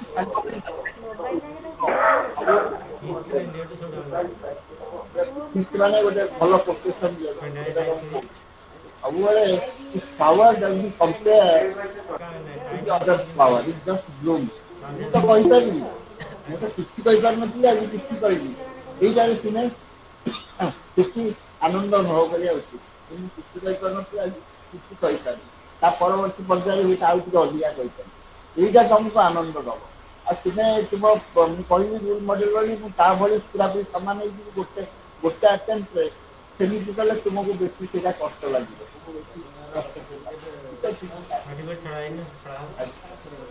ଆଉ ତମେ ଟିକେ ପ୍ରାକ୍ଟିସ କରିବ ଘରେ ହ୍ୟାଲୋ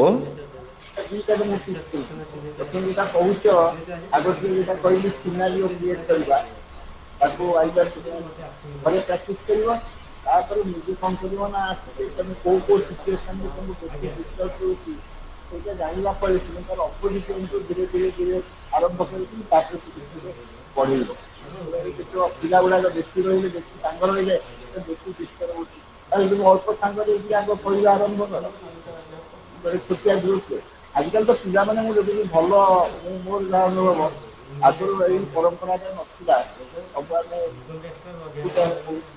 ଆଜିକାଲି ପିଲାମାନେ ସବୁ ବେଶୀ ଭଲ କରୁଛନ୍ତି ପାଖାପାଖି ଅଛନ୍ତି ଏକାଠି ବସିଲେ ଡିସ୍କସ୍ କଲେ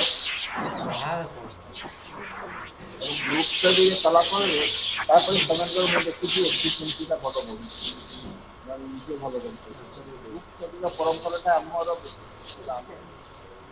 ଭଲ ପିଲାମାନେ ଆସୁଛି ସେଟା ଭଲ କାମ ଦଉଛି ମୁଁ ଭାବୁଛି ବୋଧହୁଏ ଆମେ ଆମର କାର୍ଯ୍ୟକ୍ରମର ଶେଷ ପର୍ଯ୍ୟାୟରେ ପହଞ୍ଚିଲେଣି ଯଦି ୟେସ୍ ଆମ ଗଣରେ ଅଛନ୍ତି ଆମର ଗୁରୁଜୀ Padarabinda Biswal sir he can also put his question his queries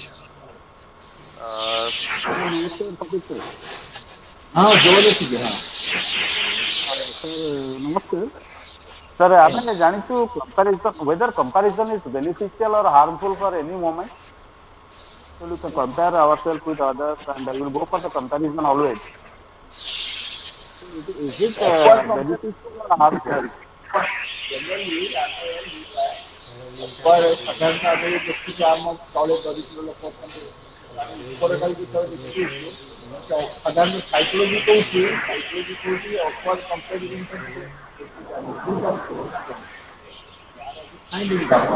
mute करो କମ୍ପାରିଜନଟା ତାର ଦୁଇଟା ଗାଡ଼ି ଅଛି ମୋର ଗୋଟେ ଗାଡ଼ି ଅଛି ଏହିପରି ଏଇଟା ହେଲା କଣ ମାନେ କାଇଣ୍ଡ ଅଫ୍ ଅପୱାର୍ଡ କମ୍ପାରିଜନ ମୁଁ କମ୍ପେୟାର କରି ଗୋଟେ ଲୋକର ଅପୱାର୍ଡ କମ୍ପାରିଜନଟା ଆକ୍ଚୁଆଲି ନେଗେଟିଭ ବୋଲି ଦେଖାଯାଉଛି ଆଉ ଗୋଟେ ପାଇଁକି ଯେ ଲୋକମାନେ ହାଇଲି ସକ୍ସେସଫୁଲ ଏବଂ ହାଇଲି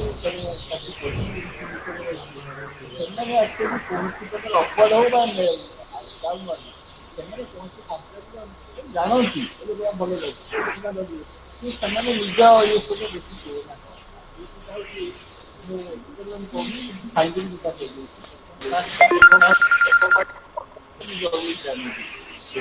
ଆମେ କହିବା ଯେ ଏଇ ମୋର ଗୋଟିଏ ସାଇକେଲ ଅଛି ଆଉ ତାର ଦୁଇଟା ମୋ ଘରେ ମୋର ଗୋଟିଏ ରୁମ୍ ତାର ଦୁଇଟା ରୁମ୍ ସେଇଟାରେ ଅସୁବିଧା ହେଉଛି ଏଇଟା ଆଉ ଡାଉନଲୋଡ୍ କମ୍ପାରିଜନଟା ମୋର ମନେ ଅଛି ମୁଁ ଷଷ୍ଠ ଶ୍ରେଣୀରେ ଗୋଟେ ବହି ପଢ଼ିଥିଲି ବୋଉ ବୋଲି ଗୋଟେ ଚମତ୍କାର ଲାଗିଥିଲା ମୋ ମନ ଭିତରେ ଦୁଃଖ ହୁଏ ସବୁବେଳେ ଉପରକୁ ଚାହେଁ ତଳକୁ ଚାହିଁକି କେତେ ଲୋକ ଖାଇବାକୁ ନ ପାଇ କେତେ ଦରିଦ୍ର ଲୋକ ମୋ ମନରୁ ସେ ଜ୍ଞାନୀ ଗୁଡ଼ାକ ଚାଲିଯାଏ ଇଏ ହେଉଛି ଗୋଟେ ଫାଇଣ୍ଡିଂ ଯେ ଅପୱାର୍ଡ କମ୍ପାରିଜନ ସାଧାରଣତଃ ନେଗେଟିଭ ଫଲୋ ଆସୁଛି। ସେ କଥା ହେଲା କିନ୍ତୁ ଆଉ ଗୋଟେ ରିସର୍ଚ୍ଚରୁ ଦେଖାଯାଇଛି ଯେଉଁମାନେ ପ୍ରକୃତରେ କିନ୍ତୁ ହାଇଲି ସକ୍ସେସଫୁଲ ସେମାନେ ନିଜେ ମୁଁ ଏଠି କହିଲି ସେମାନେ ଯେଉଁ କହିଲି ଯେ I do not compare I just blossom ସେମାନେ ନିଜର ପଲ୍ଲବନରେ ନିଜେ କିଭଳି ଭାବରେ ବିକଶିତ ହେଉଛନ୍ତି ଏବଂ ନିଜେ କିଭଳି ଭାବରେ ହେଉଛନ୍ତି ବ୍ୟାପ୍ତ ହେଉଛନ୍ତି ସେଇଟା ଉପରେ ସେମାନଙ୍କର ବେଶୀ ଦୃଷ୍ଟି ଥାଏ। ତେଣୁ ସେମାନେ ଆଉ କମ୍ପାରିଜନଟା ଗୋଟେ ତୁଳନା ଗୋଟେ ନଥାଇ କରି ଚଳେ। ସେଇଟା ହେଉଛି ସର୍ବୋତ୍ତମ। ମୁଁ ବି ଭାବୁଛି ବୋଲି ସେଇଟା ହେଉଛି ଆଟିଟ୍ୟୁଡ୍ ଦୃଷ୍ଟିକୁ ସେଇଟା ହେଉଛି ସର୍ବୋତ୍ତମ ଆଟିଟ୍ୟୁଡ୍। ଆମେ ଜାଣିବା କିନ୍ତୁ ତା ନେଇକି ତାର କୌଣସି ଫଲ ଆଉଟ୍ ରହିବ ନା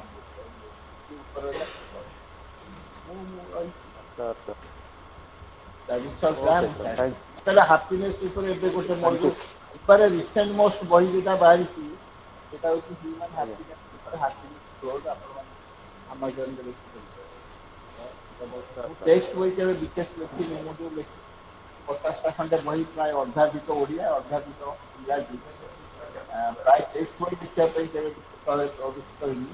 କିନ୍ତୁ ଏଇ ଜଷ୍ଟ ଏବେ ଏଇ ଯେଉଁ ଟେକ୍ସଟ ବହିଟା ସେଥିରେ ଯେଉଁ ଗବେଷଣା ଦେଇଛି ସେଥିର ଖାଇକି କହୁଛି ଆମେ ତା ଆପଣ କମ୍ପାରିଜନଟା is always bad in a way. Comparison ନ କରିବାଟା ସବୁଠୁ ଭଲ। Thank you. So, sir, thank you, sir. Thank you very much. Yes.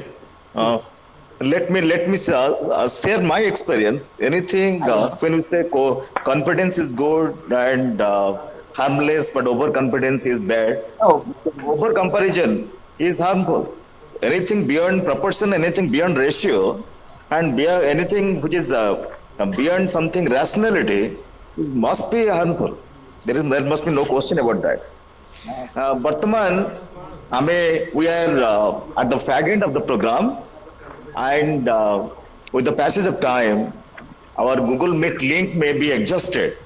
So, apprehending that factor, I will request all my participant friends to go for really concluding the program. Now, I request our esteemed friend, colleague, Guruma Pushpamitra Barar to propose vote of thanks. Pushpamitra, are you hanging around? Yes, sir. Okay.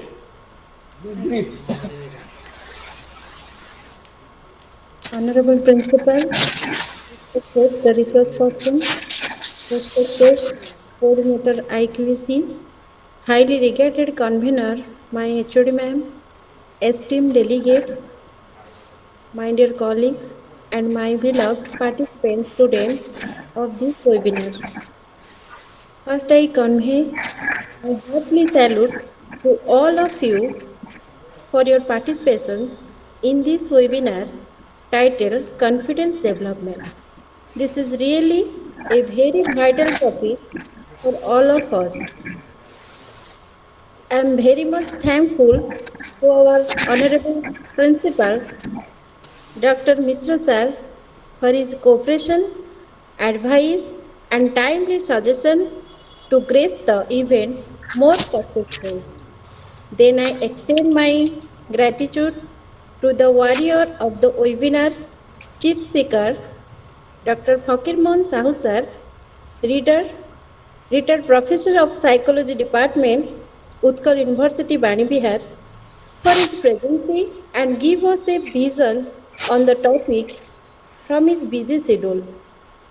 I am also grateful to my HOD Madam, Dr. Pranati Naik, convener of this webinar, who arranged this webinar for a greater interest of the students and also earn goodwill of the institution.